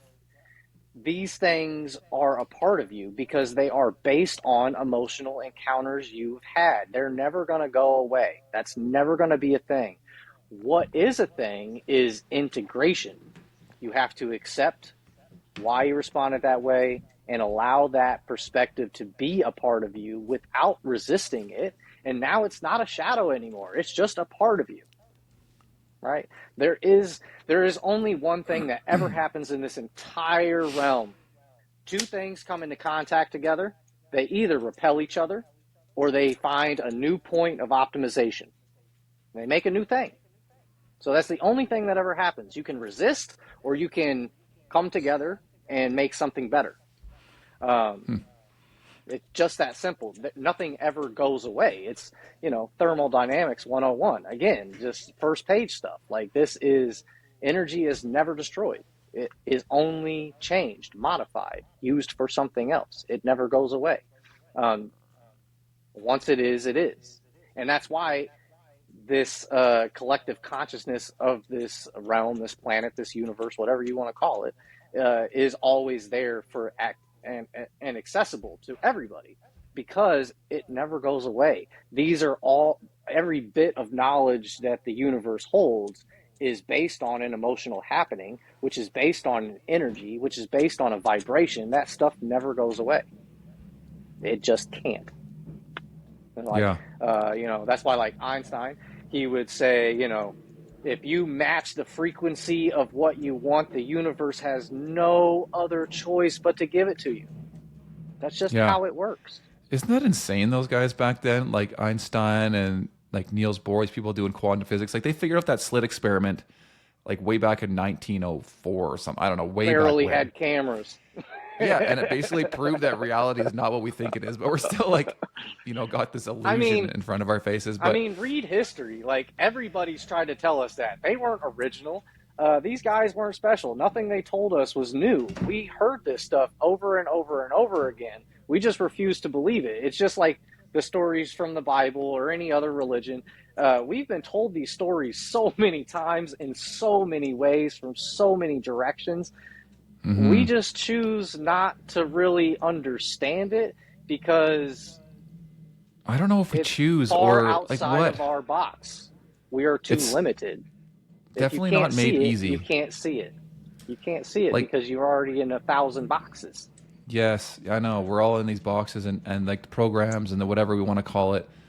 But it's, I don't know. And then at the same time, I'm like, well, everyone has their journey and they have to do it. And it's all in whatever divine timing it's going to work out. So it's like, I can tell people to go and do this and think this way and try and raise their cost. It's like, but you have to decide for yourself and you have to decide how you're going to go about it. And even though we align on lots of things, it's not the exact way. Right. When you are stuck in fear, though, you're never going to be able to make that conscious choice, right? You can't do it because it's not reality to you. Your reality is surviving and whatever that means to you. So, it's made difficult by us because of what we choose to believe in.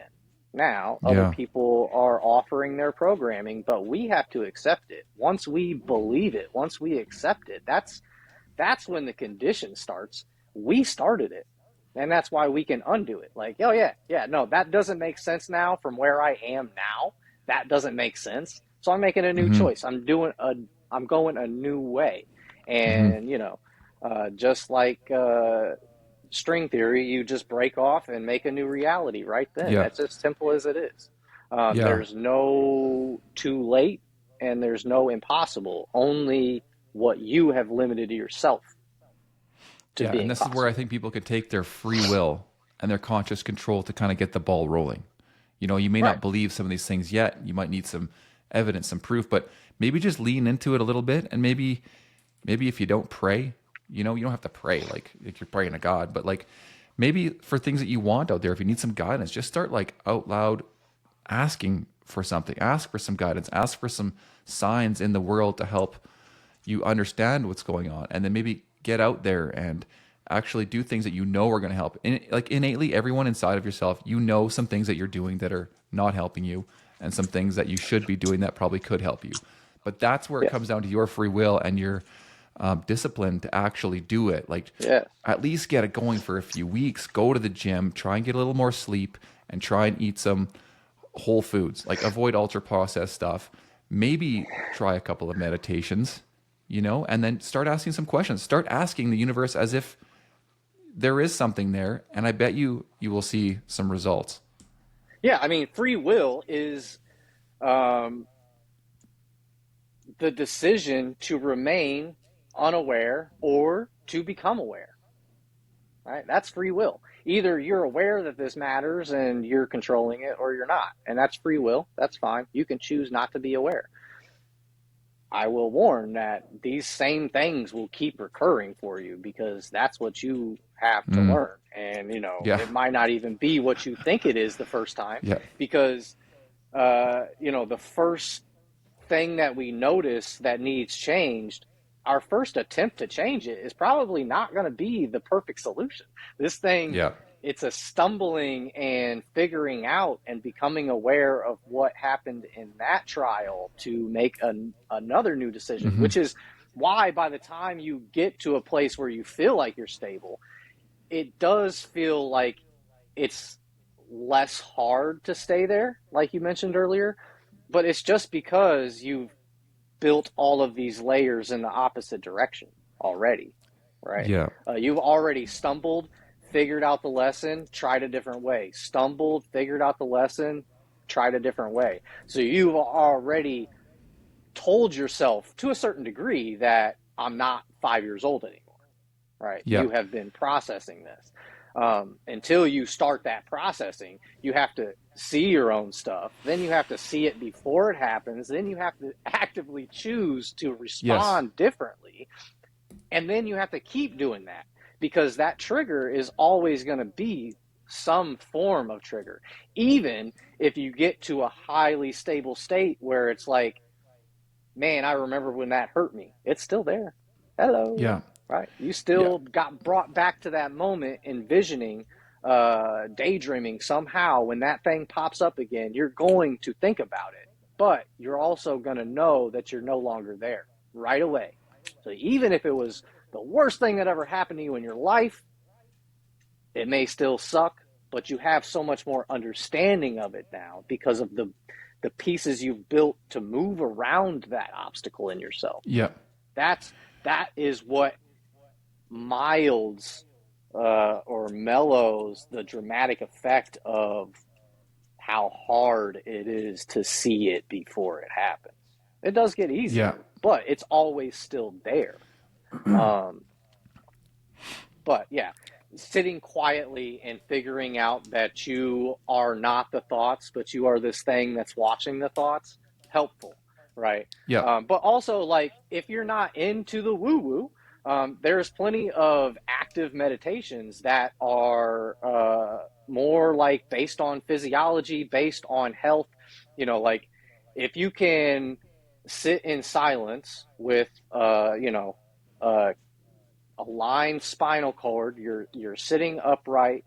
Um, your stomach is your first brain because it holds the only path through your brain membrane, right?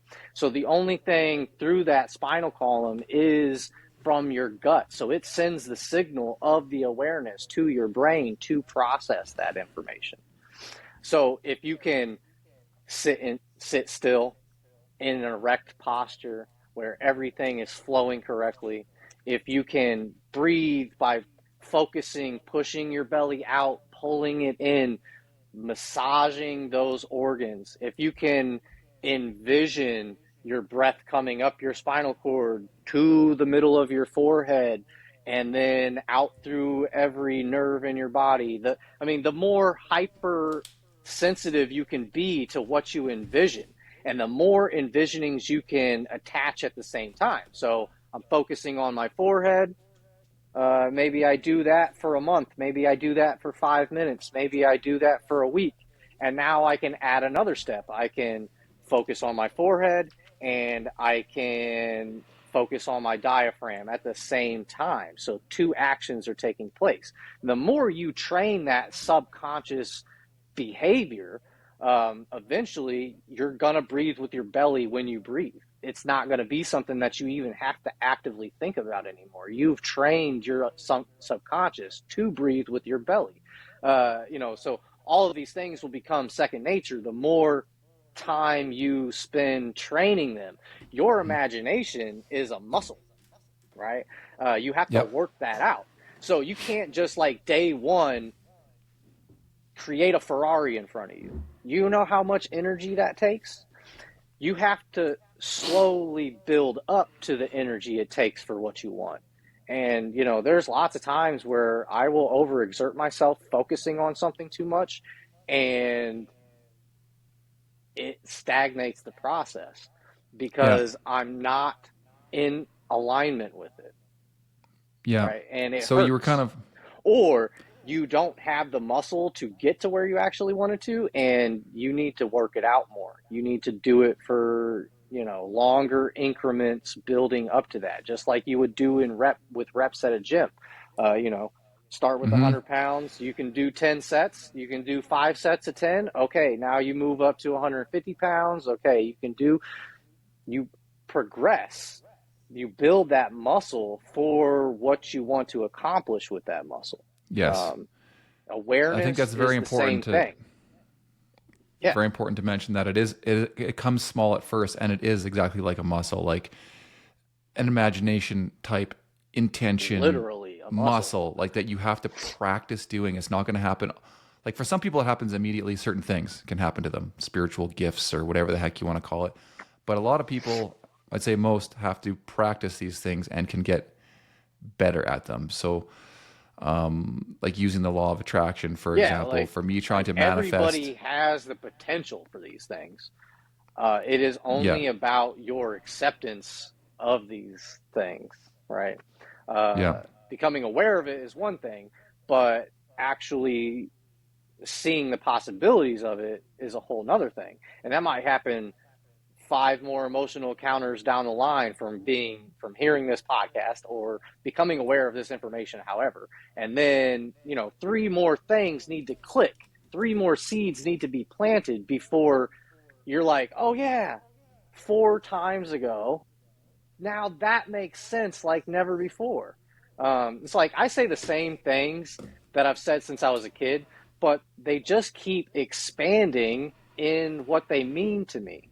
Right? Yeah. Because my awareness is growing of, holy cow, like, wow, that's packing a punch in a 3-word sentence. Yeah. There's different layers of understanding. Yeah. Like you can understand something on a really superficial level, like, like through school, or you memorize something and you can regurgitate it. And then there's like actually understanding how things work and asking the why. And then there's like a knowing of it, where it like, you can go right to knowing of certain things where it just resonates and lives inside of you. And it's one of your programs that you like create yourself, or you attach to universal consciousness, whatever you want to call it. But then it's part of your source to kind of create your thought, and then some of the more practical things that happen once you get to know these things to be true. Yeah, I think that's how it's. Yeah, I think that's how it's going with my condition trees. It's like I am learning this information because this thing stood out to me. And now it just makes all the sense to me. So I just started putting that, like how I think about things, I put it out, you know. And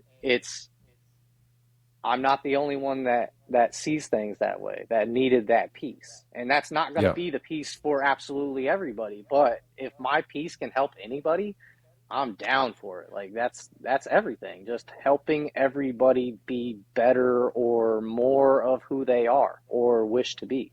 Um, I'm here to serve Definitely. you. I know. Yeah, it's not like everyone has to like start walking and talking like we're doing here. Like it starts small. No, and I mean, I tell everybody that like I go super deep into things, uh, but it's not really all that important for everybody to understand the mechanics of how Yeah. everything works. Yeah.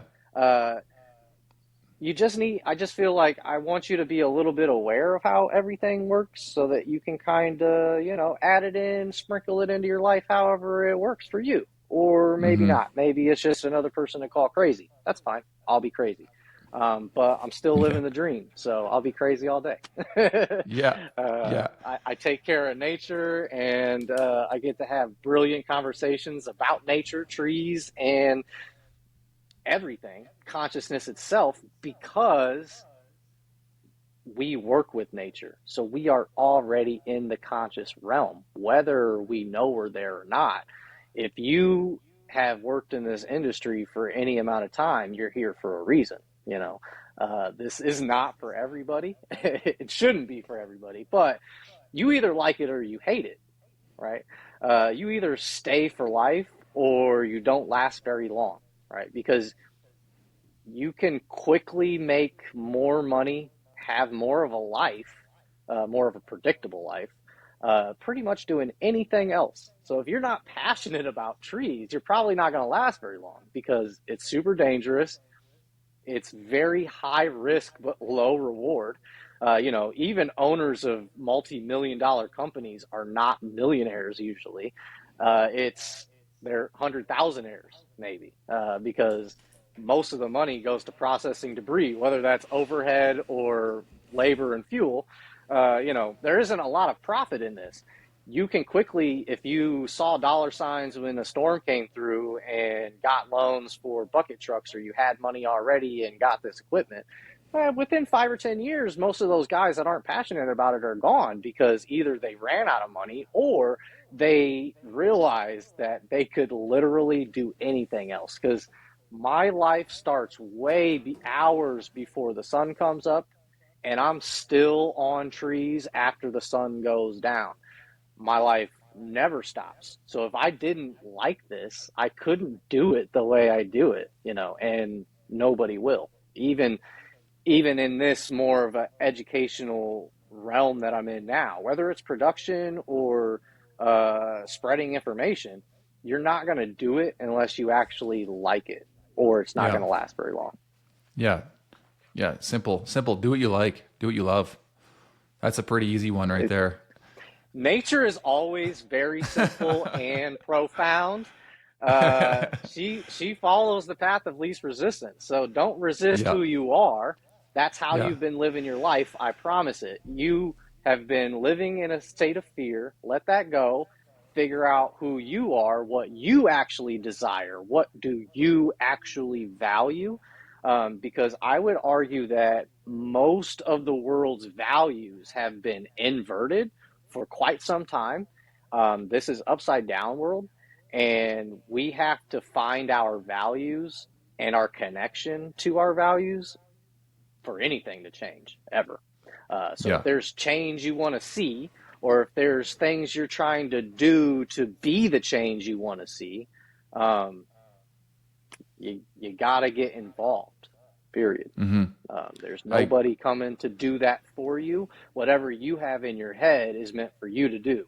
Or, you know, even if it's in a commingled situation with somebody else, you're here to present things from the way you see it, whatever that means to you. Yeah.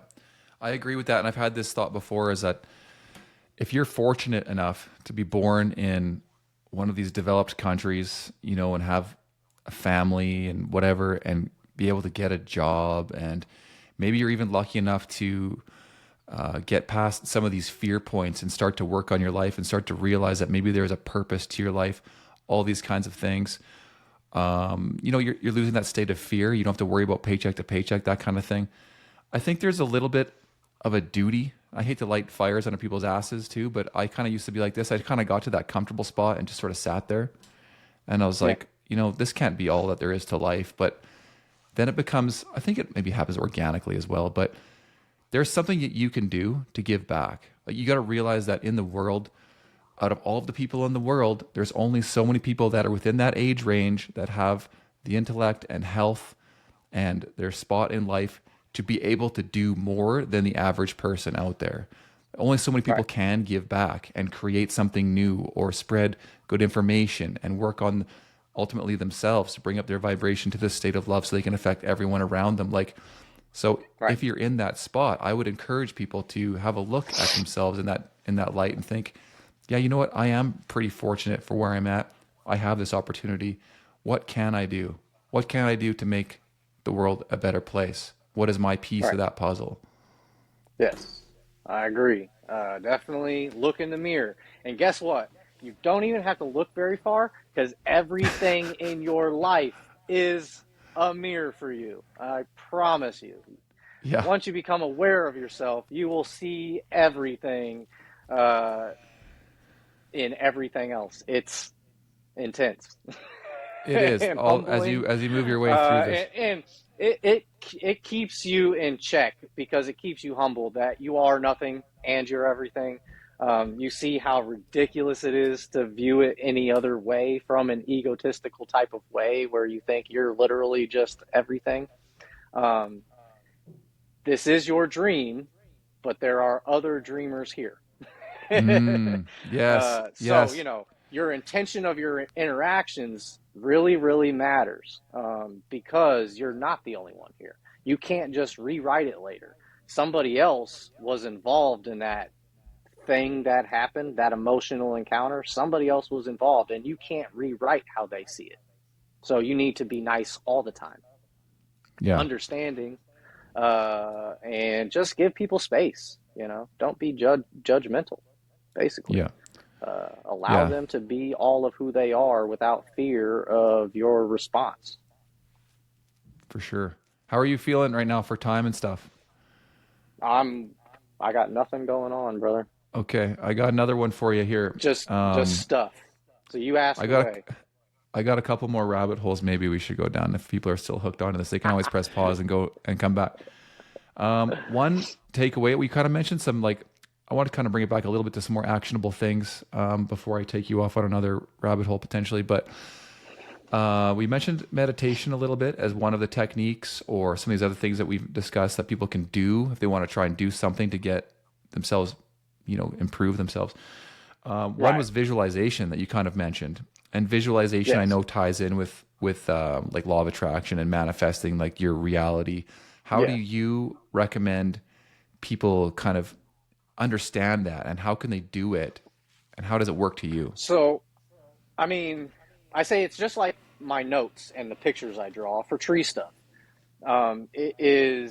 It doesn't matter how detailed the picture is. If you draw the concept, you are going to understand why it acts that way, how it functions that way, why it looks that way. Based on your understanding, the sketch doesn't need to be super realistic. So back to meditation, when you're envisioning, so I do a smile down meditation, where I will envision every organ, every molecule in my body smiling, functioning, doing its job. It doesn't need to be like mine. I was pre-med for a while, so I can literally envision what the organ looks like, the name of it. You don't even need to know the name of things. If you just know and understand how your body functions and see it in a very cartoon, low-res way, you can literally say everything is happy. And if you believe that, then everything is functioning, everything is healthy, everything is happening just how it's supposed to be. That's as simple as it is. That's what Qigong really teaches you, how to use your imagination. So they do muscle tendon washing. where you're literally, envisioning how your bone marrow is cleansing and healing things. Like, it's all envisioning. You're envisioning moving this energy from your finger or from your heart to your fist or to your knee or whatever you're doing. So envisioning, it doesn't need to be like super realistic. It just needs to be whatever you can understand, right? If you just want to be healthy, just envision everything functioning properly, however that happens for you. And even if you're sitting here consciously listening to this and like that doesn't make any sense, I guarantee if you give yourself the space to sit there and try to think about that in the moment, your imagination will create something for you. You know. Yeah. You will always know. You have the answers. It's just your ability to not listen. It's your ability to ignore. It's your free will that is there to be a block to awareness by saying, I don't really need to be aware because this mechanical functioning body is handling everything anyways. So I can stay off in la la land. Yeah. My dreams of the future and fears from the past. Or you can just give yourself some space and envision whatever you want to do. Like, literally, if you want health, envision do something like the smile down. If you want power, envision your power going to where it matters. If you want to build a business, envision you sitting at a computer typing and writing your website. If you want to do something, actively envision yourself doing it. Once you have done that, you can start backtracking and saying, these are the steps that it took to get here. Mm-hmm. Does that make sense? Yeah. It's just a constantly building up that muscle to where a point where you can just be there instantly. Be there before you even knew you wanted to be there. Everything just aligns. It's a beautiful dream of synchronicity. Once you allow it to be that, it will be a nightmare if you think it's a nightmare. Yeah, for sure. I totally agree with that. I mean, I have friends that I think unintentionally visualize worst case scenario all the time, and they got that low vibration, and everything's always, like we were saying before, projected outwards, and it's somebody else's fault and this, and it's always this worst case scenario, and they literally attract things like stubbing and smashing their toe in front of us when they're being grumpy in the middle of the room, and like the car won't start, and like just the universe is just sending them like lesson after lesson after lesson, and if you don't learn and try and get over certain things, it just keeps happening. And then there's people that visualize, like even in professional athletics now, it's such at high level sports, it's like the difference between visualizing what you're doing for your task, whether for your sport, or visualizing even the outcome, I found has helped me as well, is visualizing yourself in the future with that win, with that success. What does that feel like? And then I'm attaching that emotional feeling of already being there with the thought and seeing myself there. Yes. And then maybe combining that with like asking for that out loud or writing it down and then repeating this. And then you said synchronicities, then all of a sudden you go out there and you start doing. What can you start with doing now? And then before you know it, the universe is sending you like alignments, little things, little signs here and there of like, oh, why did that person randomly email me and reach out that heard something from, that's strange. And then it kind of like, something goes off in your brain. You're like, I wonder if that's from maybe me asking for something, kind of investigate. And before you know it, you're starting to see things coming in from everywhere, and you can just pick and choose and go with what feels good. Of course, there's always distractors and things here and there, but I think that's kind of how it works. It's been working a lot better for me lately. And sometimes side trips are needed.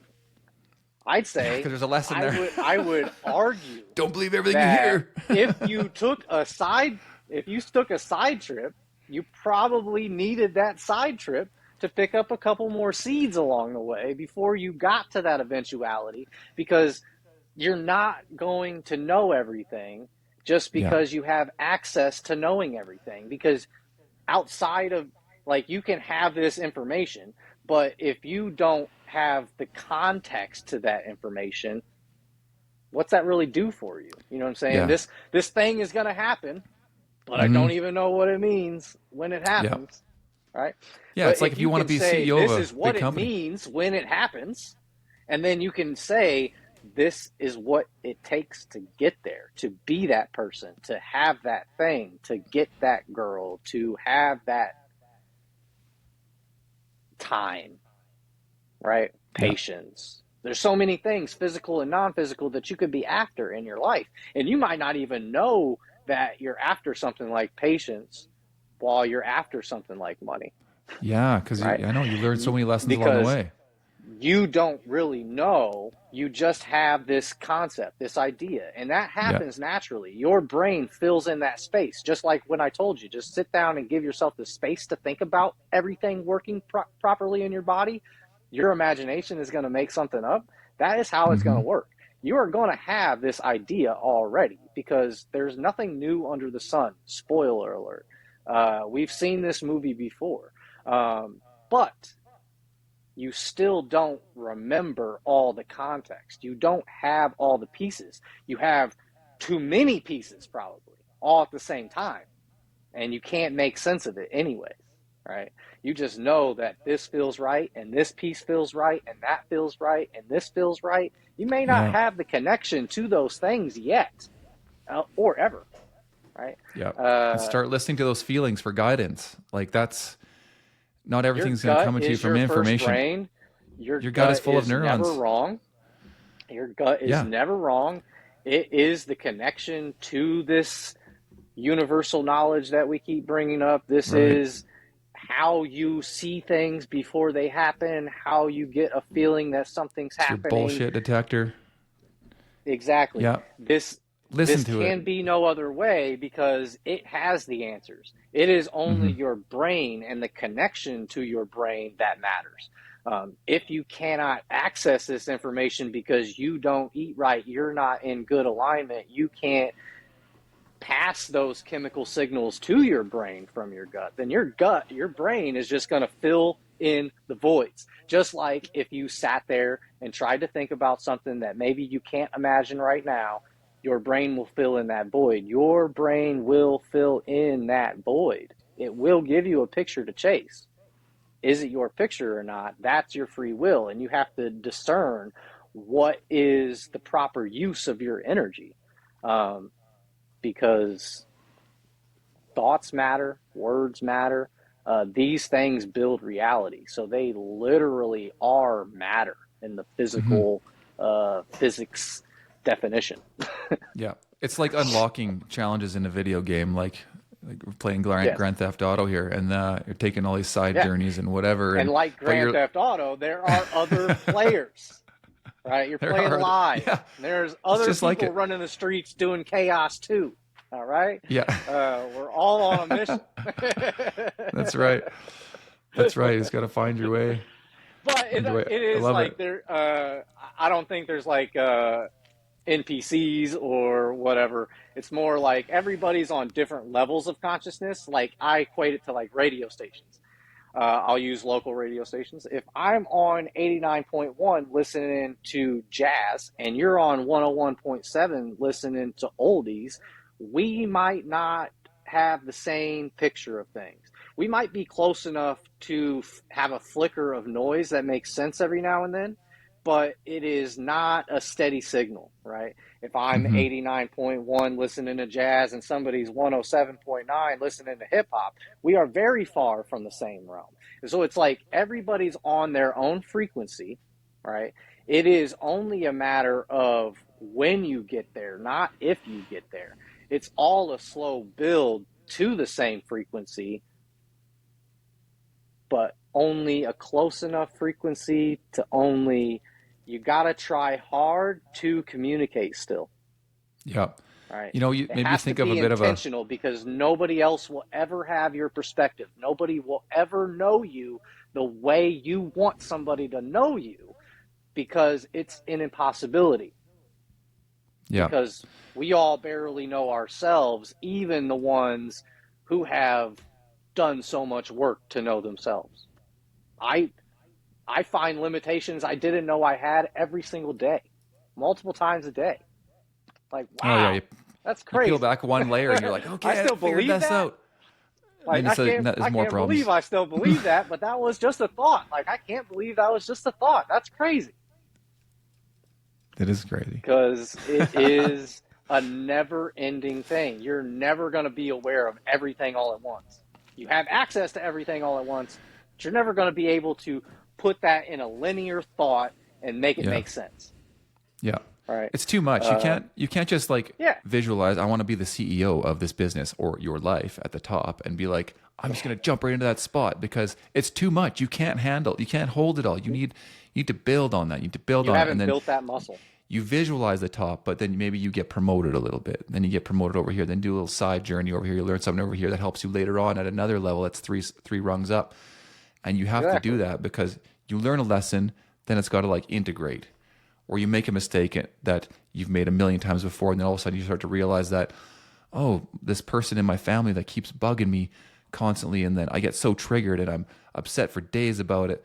You start to realize why that's happening, and then you have to go back and figure out how to clean that shit up. And like, maybe you have a conversation with them, or maybe you got to cut them out of your life, or I don't know what the solution is, but there's something there that's holding you back, and then boom, you figure that out. Right. Now you can go up again. But guess what? This new level, oh, there's another problem here now. Like, it's something else you got to figure out. So this Always is why a people boss. can't go all the way to the top. Yeah, you can't go to the top all at once. You'll destabilize. Yeah. You won't be able to handle it. You can't hold it all. Yes. There's always a boss at a level, sometimes multiple. But you are the boss of the bosses. Yeah. Always remember that. So are you. It is so simple, but so weird, and It is. almost, I guess, from an outsider, you might say egotistical to even say that. But you are the boss of the bosses. You are in charge of what happens to you in life. There is nobody coming to save you. You connect to what saves you. Yeah, don't wait for someone else to change. Like if you're unhappy with your spouse or your job or whatever it might be, don't wait for that shit outside of you to change to make your life better, because you haven't realized that it's your perception. You're in charge of your own life. You create your own reality. Yes. You can do that. Yeah. Every moment. Anyways, trees. Well, I want to recommend a book for people too that came up earlier. One of the first books that I read was The Untethered Soul by Michael Singer. It was a very simple read, kind of had like maybe 10 chapters or something in it. Like, it was pretty chill, but it basically, like, the first time I read that, I was like, oh my God, I had no idea. Like, because it tells you like right away, you are not your thoughts, and explains it like in a step-by-step progression of how you're not those things. And this like opens your mind. And that was good for me when I was in a very limited mindset, tunnel vision type, never done anything about personal growth, anything ever. And it helped me. So if people are looking for resources out there, I mean, you can use anything you want, but that was one book that I thought was decent. Okay, throw it out there. Let's go. So you went more like mental, so I'll go physical. Okay. A Life Worth Breathing. That's the name of the book. It just basically fully explains why it matters that you breathe Life correctly. worth breathing. Yes. Definitely a perspective builder. Max Strom. I would say simple enough for anybody to read, and it makes sense. A Yoga Master's Handbook of Strength, Grace, and Healing. A Life Worth Breathing. Max Strom. Cool. All right, I like that. Yeah, and I feel like he was like, maybe still is, disabled somehow, but like the importance of doing yoga, even with and breathing correctly, even with limited mobility, you can still keep yourself as healthy as possible just by using these parts of your body that you never use, that usually lay stagnant and then cause long-term problems as you age and things start to break down. All those organs that you never moved by breathing very shallowly start to break down in old age, and maybe that's not really needed. The other thing I'll say about shallow breathing is about 70% of the toxins in your lungs never leave your lungs, because people only collapse their lungs and fill their lungs about 30% of the way.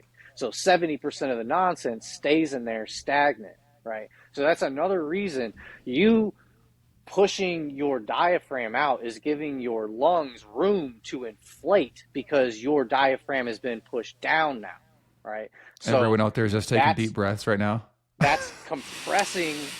Yeah, that diaphragm down, that inhale is compressing all those organs, and you can envision them being massaged. But your whole lungs, the bottom of your lungs, are being filled up, so that now all that residue that sits at the bottom of your lung is brought up to the surface and can be expelled with a full exhale, right? Like the most optimal breath is like 10 seconds in, 10 seconds out, to like a yogi. It takes a while to get there. You're probably not going to be able to do that. I mean, optimal breathing is like 2 minute inhale, 2.5 minute exhale. Like I'm not even Jeez. there. I've never My even God. like tried to take that seriously. But yeah.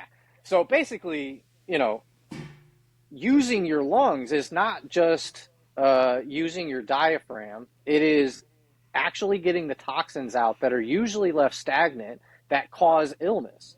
So just this little step of breathing intentionally with your belly, you are creating a change for the future of this physical mechanical body. Right? Breathing is huge, man. You could go on a whole huge. personal journey of ascension and doing all this just based on learning and studying breathing. And that could be your whole life. And it is some people's whole life, just that perspective. Yeah. And they can climb mountains, literally. There's dude, I got to go to the bathroom real quick. I got to go to the bathroom. I'll take a bathroom break. I'm squirming. Let's go real quick. Yep. Okay.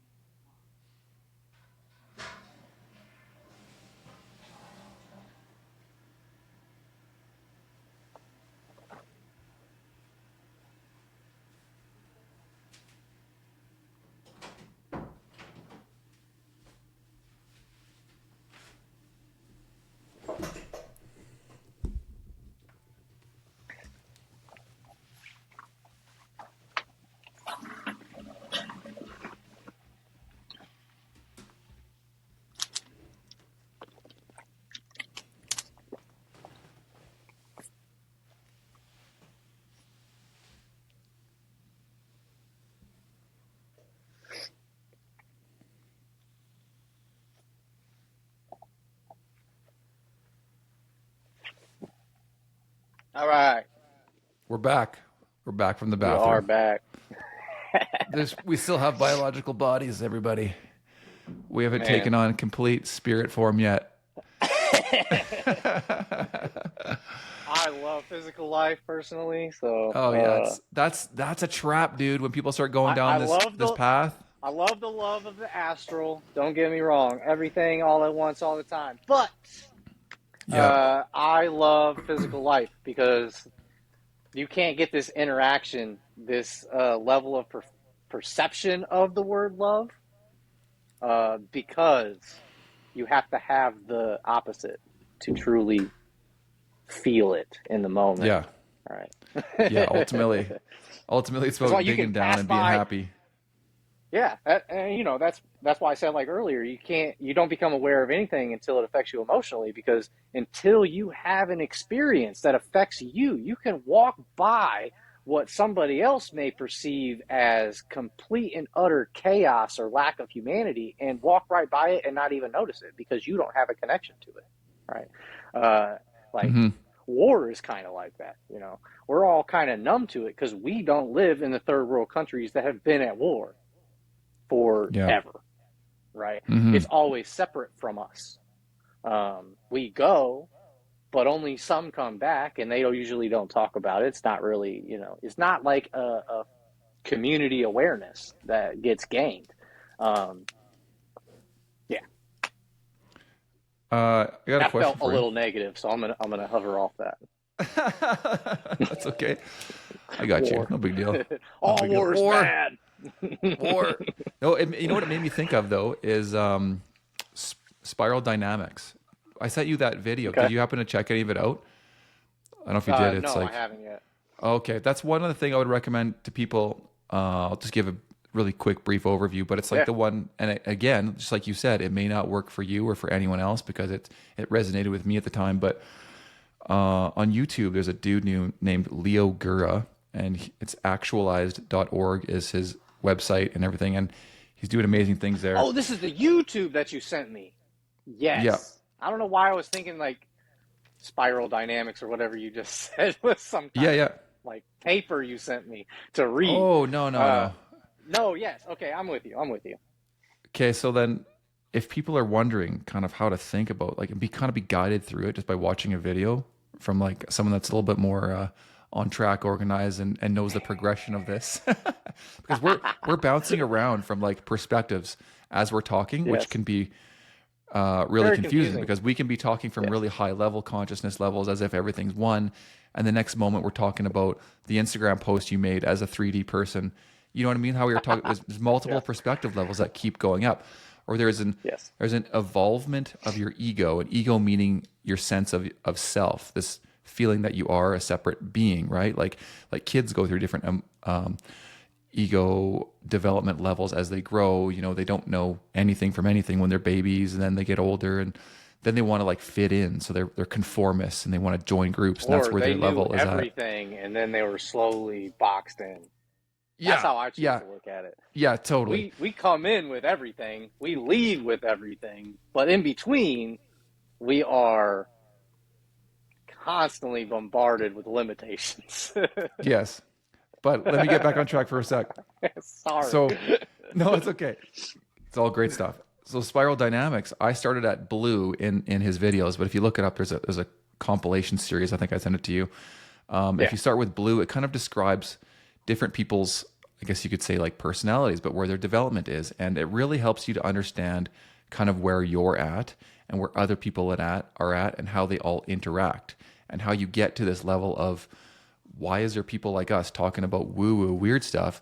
Meanwhile, there's somebody else who is like a devout Catholic and he's the man of the house and his wife is supposed to be his servant. Like that kind of mentality, it's still about the all and the God, but he's very religious dogma. This is my way. Everyone else is wrong. And then that kind of color sort of evolves into orange, which is more like capitalist, materialist. It's about chasing money and power to find happiness and doing it at the expense of other people's demise, for example. And then people will evolve through that organically as they get to those states of power, having money and realizing it's not creating happiness. So they start to peel back and wonder why it's not creating happiness. And they evolve more into this holistic perspective again, where it's coincidentally green and it's more about the environment and like this kind of hippie culture and love and a little bit of like, trendy yoga and woo woo. But all of these different perspectives see the world differently. So they always butt heads and you can see it around everywhere. And these videos take you through this to understand that. And you're like, oh, that's like my parents. Or like you can apply it to even a certain organization. Like, oh, like hockey is like this because it's more like nationalistic pride. And then anyways, it gives you tools to try and evolve through them. And the really cool part is that there's a spot that you break through after you get through green that's called yellow. And this is like the the pluralistic, or the what do they call it? Anyways, it's a higher perspective that's kind of a secondary system above the stuff below it. So now once you hit yellow, you understand, you've become awakened to understand that all of these levels below you exist and that they're all fighting with each other, but you can take on the perspectives of all of them and you can relate to all of them and you understand why they think the way they do. And then yellow, then as you explore that more, slowly evolves into turquoise. And turquoise is where this what you would label this podcast as turquoise. Very like high level, spiritual, a little more like non-physical, that kind of type perspective on things, right? And essentially, that's kind of where everything starts. You start to realize once you get to that level, you can't map it out anymore. Like spiral dynamics is a model of like human psychology and development. But once you get to turquoise, that's where it all kind of, you got to drop everything that you've learned now from spiral dynamics, and you just got to explore and go inward, and the truth is in here, and it's crazy, man. It's mind blowing. So it's great for business. Yes. It tells you The keywords, how to talk to different everything people. you know. It's friggin' sweet. So I recommend that. Yes. Man, if anybody wants to go down, they're like 2 to 3 hour videos of each one. I watch them like annually to kind of like gauge where I'm at, how things are going. But it works for me. It may not work for you. There's all sorts of models. There's Zen Buddhist models that explain the series of consciousness and things grow, whatever. But yeah, for sure. That's my tangent. I mean, whatever your ticket is, whatever strikes the mood in you to get to know you, follow it. And, you'll find what fits for you. You'll find the piece you need to know, because your intentional action or desire for that thing will bring it into your life by itself. Intention is everything. Just the key. Intention is the everything. Key. It creates the thought. Intention The thought creates the words. Is so much more than what the outcome could be, because there's never going to be some perfect outcome. Something you could do that everybody is going to view in a positive light. Everybody has their own perception, so there's never going to be one thing. But what was your intention in that action? Was your intention to get over? Was your intention to do the most good for everybody involved, even though you could never realistically consider everything that's ever going to be involved in that thing, right? Whatever speaks to you, follow it, because your gut, what you became aware of, is meant for you. Like if you have eye contact with a stranger in a cafeteria, go ask the time, go ask the weather, go say something, because they have something for you. What you become aware of is meant for you, period. I cannot overstress that. It's why I try to be hyper aware of everything that happens around me, because I know that if I become aware of it, it's for me. And I know that everything's a mirror that's around me. So if it's around me, it's for me, and I should take the time to be aware of it. Kind of. Yeah, I struggle with that a little bit, because I know there's like a flow too that you're trying to follow and look for these kind of signs and just go with it. But at the same time, I feel like there's often some maybe tricksters, or you have to navigate some sort of the misdirection to a certain degree. I don't know. I just don't want to put like my whole self out there all the time just to completely surrender. This is probably based on some certain fears, right? There's different levels of this progression. Yeah. But as opposed to like it's because I feel like it's a difference between like, is everything just going to be like just given to me, or like there's like nuances here where like I still have to do my thing and have free will. Yeah. But where do I use the free will and still align with all of the things that are coming to me? You know what I mean? Because I could sit there and be like, oh, that means something. And like some people get in these spiritual kind of realms, or, maybe I consider them traps and other people don't, but they're looking at everything for like a reason sometimes. And I'm like, should I do that or should I not do that? It's like, oh, that light just flicked on, like, that's my grandma, blah, blah, blah, and this and that. And like some sort of almost like a dogma applied to spirituality. And like, so there's like just all these nuances, you know what I mean? That just like throw me for a loop. Maybe because each person, what they automatically, like, if a light flickers and I think, oh, that's my grandma, I would argue that I had that thought initially for a reason. Your gut is never wrong. Then it is because you So- thought it. I know. It's so- like, what? Yes. Whereas you wouldn't have thought of it if it wasn't. I would say, like, I definitely try to follow everything that I become aware of. Okay. But not everything that I follow for good forever, Yeah. right? Some things I get a glimpse of, I get some comprehension that maybe I'll need of this thing later, but I don't need to dive into it. Other things, I dive through the entire history of it, what everybody has ever written about it, all the perspectives, because for some reason I know that matters. So, like, I just try to follow my awareness to a step-by-step basis. I gain this one thing. What happens now? Does that interest me enough to go further? Or do I stop? I turn around. Oh, this other thing caught my attention. Squirrel, I'm over here. Yeah. I just try to follow it as naturally as possible.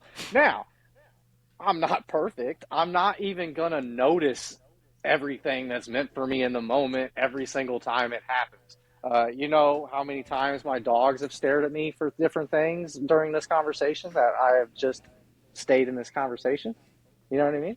Those conversations didn't happen. Because just like What are they talking to telling my trees, I talk to the dogs too. Some of them need to go potty. Some just want me to throw their lamb chop toy.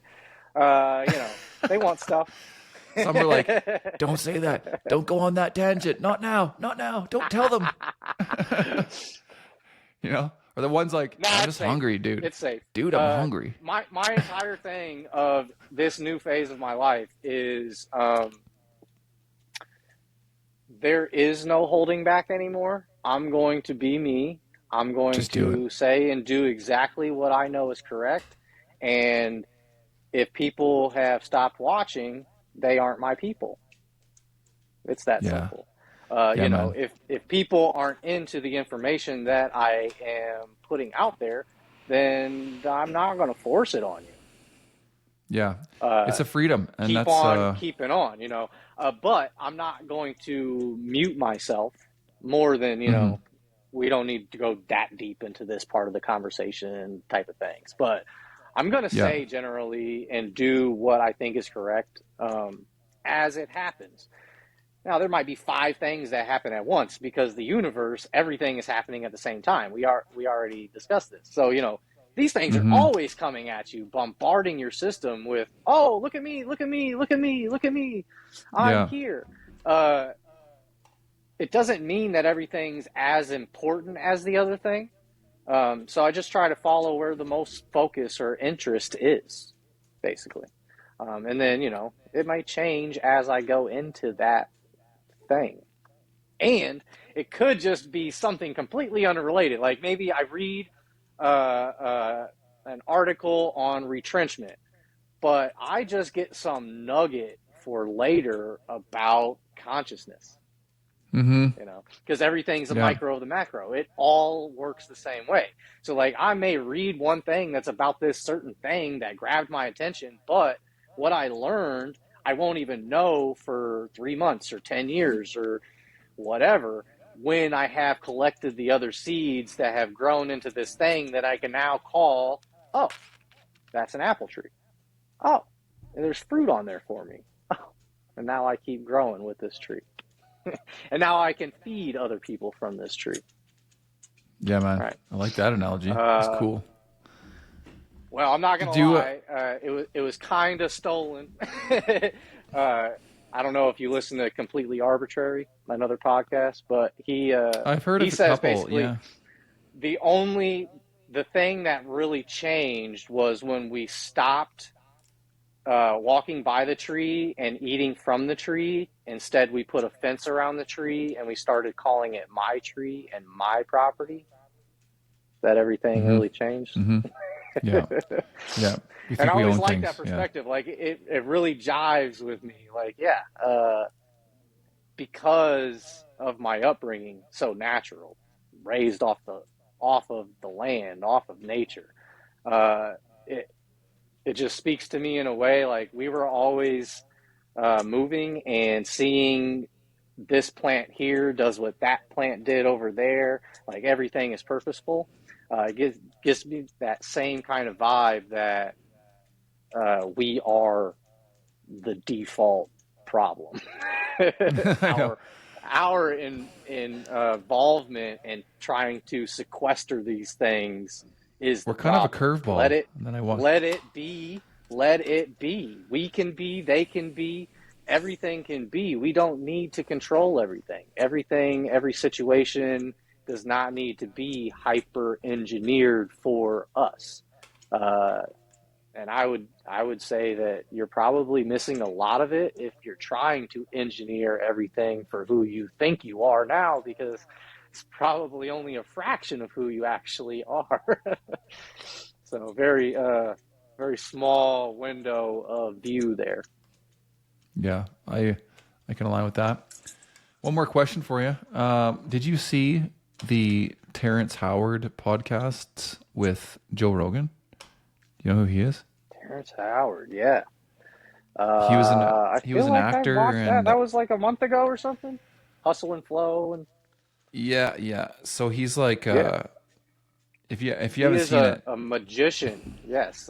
So this is where he's talking about consciousness and connection to musical yeah, notes. Yes, yeah, sacred geometries and how he's like yes, figured out how this flower of life is like with all these geometries and like and then because he's kind of like understood this sort of root, I don't know if you call it a root problem or like a root understanding of some sort of physics tied in with spiritual realm, whatever he's doing there, it then yeah, gets manifested into all of these things, like he's inventing like new forms of flight and understanding how like a planet was created and all this like super crazy, just like out there yeah, stuff. But like I could capture like nuggets of it as I was going along and be like, this guy could be like the new next Einstein, but he's sort of like higher level than anyone can really comprehend. And the problem was that he was speaking from this place like it's normal for him, because it has been normal for him for his whole life. Like he hasn't gone through and worked through all these progressional levels. It's like right, he has memories of being in his mom's womb, he says, and then going to this Akashic records or room of knowledge in dreams, which is where he would wake up from these dreams and then be given all of this knowledge that he's applied to figure all of this stuff out. And it's just so yeah, wild and so out there that like I was trying to comprehend it, and they're arguing whether he's legit or not, but Terrence Howard doesn't seem to be self-aware of the fact that where he exists on this plane is not, it's a different perspective reality. from like Yeah, the science guy who comes in and is yeah, arguing him, and it's like it's two different perspectives that are arguing that are never going to find common ground because they're looking at things completely differently, and they're yeah. discrediting Terrence Howard for all this stuff. And I'm not saying that he's the shit, but I mean, there's some stuff in there that I'm just like, dude, somebody should. Is there anybody else in the world who wants to take this guy up and figure some of this stuff out? So have you seen the video of that 12-year-old kid that uses the notebooks to explain how consciousness and dimensional reality works? Oh, is this like he's like I don't know, like 13, and he's explaining how Yeah, he's different like dimensions a are, kid. right? Like the fourth Yeah, and dimension or he's something like, like that. yes, he's stacking folders on top of each other, And he's got like no other to where videos. you It like get went viral, all and he's of just these like gone. different perspectives. Yes. Well, I think he made like 2 or 3 videos. The last one I seen, he was a little bit older, and I'm pretty sure he was at like Harvard or MIT or somewhere. I wonder if we're He talking about was the in a same video or not. university. Um, I want to see. I want to well, look it up real quick I'm and see. sure the kid is amazing. I think it was And called I've never Fourth seen Dimension anything else Explained, like right? it. Yeah, something like that. Could be. I'm sure I have it saved on every social media Yeah, here it is. platform. Fourth Dimension Explained by a High School Student. Is that the one? Yeah, probably. He's like super young. Oh Super my young. god. Yeah, and it was a pretty cool explanation. And then I was just like, holy shit, who's this Yeah. guy? And I started, same Yeah, thing. it's I like, watched like 2 of his other but that's the videos. same thing as Terrence Howard. Like what he's saying is very simple. It's very simple. It's very profound. So it's hard for most people to accept or comprehend. But what he's saying at the foundation is very simple. Like everything just is. It just works that way because we have these stacked things that all work on stuff that on levels that we can't even understand until we can. Yeah. Those aha moments, the Yeah. figuring out what you didn't know that you didn't know. Yeah. And I think we just got to get both of comfortable with those the fact that, videos, I would say, are worth watching for anybody. yeah, this fourth dimension one is just only like 9 minutes amazing. long. It's crazy. Yeah, This kid. amazing. Yeah. He's probably an adult Amazing. now, but Yeah, man. it was a pretty sketchy video, so probably pretty old. Yeah, it was 2010. Okay, man. Well, I think we pretty much solved the mysteries of the universe. Is there anything tree related you want to mention? I mean, I want people to be able to find some of the stuff you're doing here, like these drawings and things like that, or maybe explain kind of what you're working on there. Like, do you have a plan with any of that kind of thing, or are you just going with the flow? So the trees of conditions are definitely a passion project that I'm working on slowly. Each one takes about a month or two because I'm reading like 20 to 30 articles about it. I'm literally trying to locate everything that's uncommon, the stuff that nobody talks about, and finding out why it matters, which takes a couple more papers or 5 or 10. So it's a lot of reading. It's a lot of research that ever happens before I get to the picture. So that is a passion project. I've also just, daily I read and I take notes, and my notes, I try to focus my notes on, again, that uncommon stuff and why does it matter? So somebody says this topic that I've read 1,000 papers on, or I've heard this information regurgitated by 100 different people at conferences and articles and everything, but what didn't they say? What does what they said? Okay, so you probably noticed there we dropped Anthony a little bit. Apologies for that. He just went offline for a second. We're wrapping things up. There's about 10 minutes left. So we'll bring him back here. Sorry we weren't able to finish that thought, but we'll continue on with just wrapping things up. Thanks. I don't know where I lost you. You just went frozen, and I was like just hoping you'd come back. I think people probably heard enough of our mumbo jumbo anyway. But but where can they find you? Let's conclude that. Yes.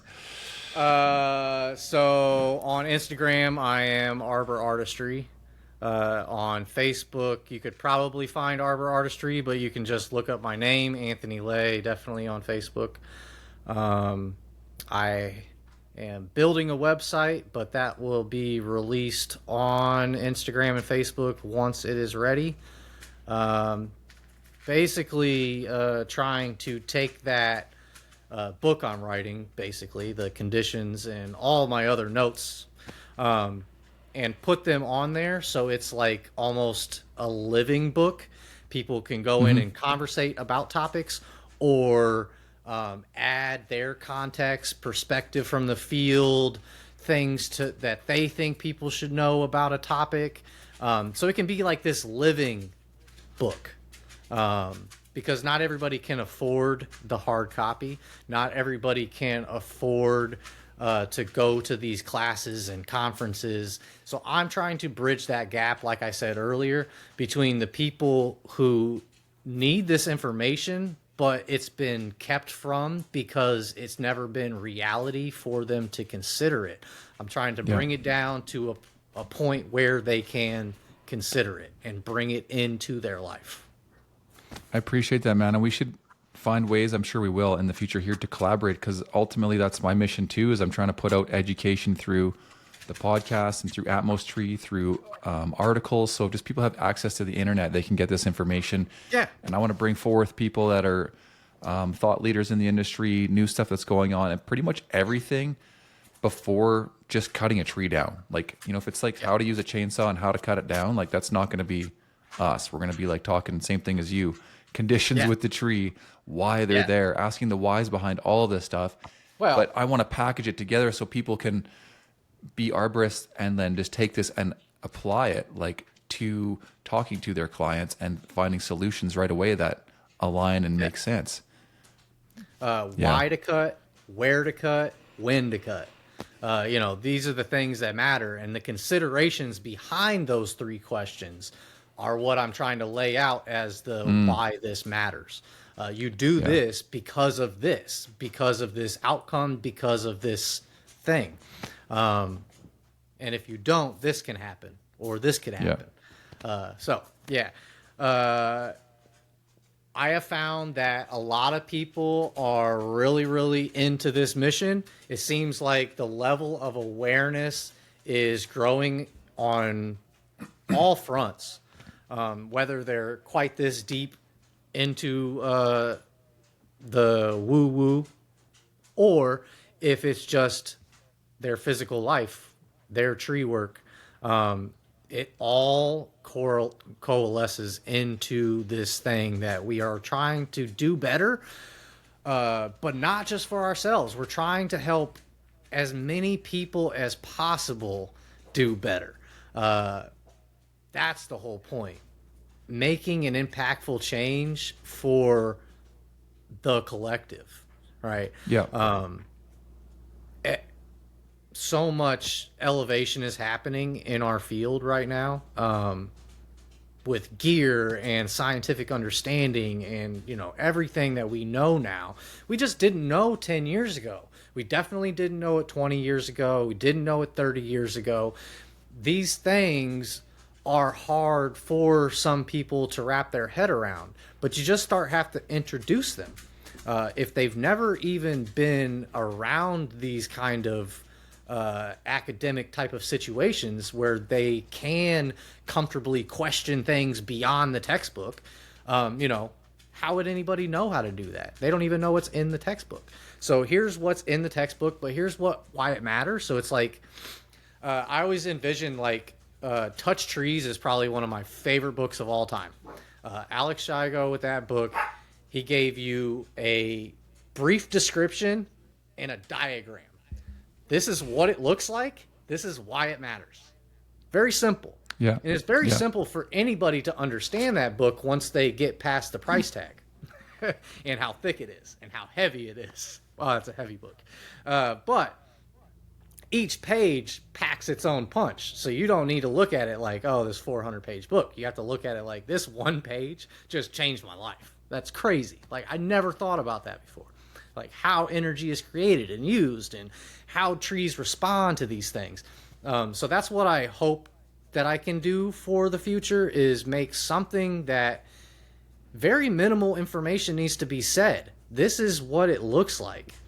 Be aware. I like that. Visual learning. Those little awarenesses, I've been doing these condition trees, and then I go climb trees, and I see these funguses, because synchronicity.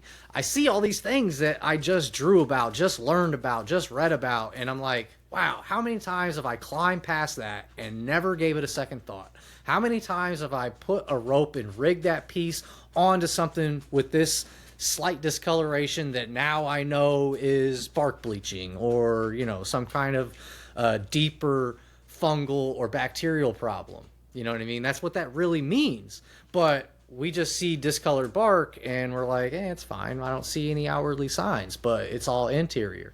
So the more things you can be aware of, the more you have. I probably have gotten lucky when I did those things without being aware of it.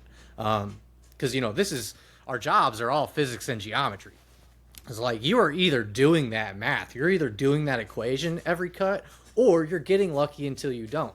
And because it's such a dynamic thing where all these things are happening at once, and we're aloft, and we're right there in the action, we're doing physics and geometry equations in our head and dealing with the consequences in real time. So it's not for everybody. It shouldn't be for everybody. The more pieces you can have, the more corners you can see, because it's really easy to cut a corner when there's so many things coming at you at once.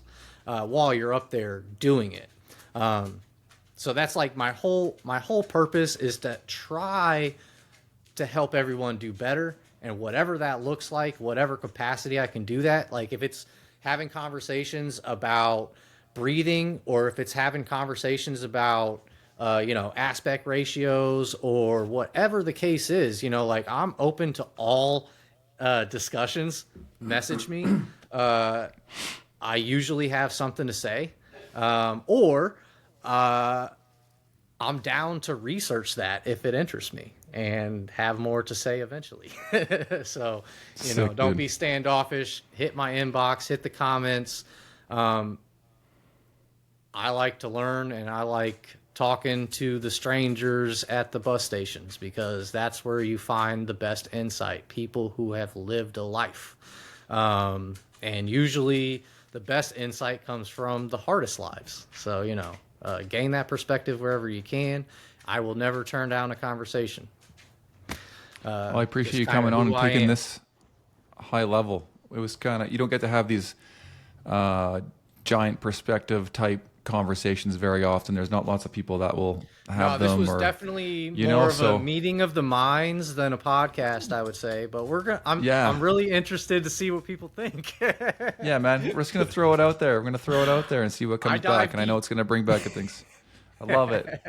Thank you for sharing your perspective with me on all that kind of stuff. And I'll be sure to show how we can apply it to tree care in the future for sure. Communicate and grow. Love it. Okay, thanks again. I'm going to hit stop here, and then we'll let her upload. Take care, everybody. All right, thanks for listening. If you made it this far, thank you. Thank you.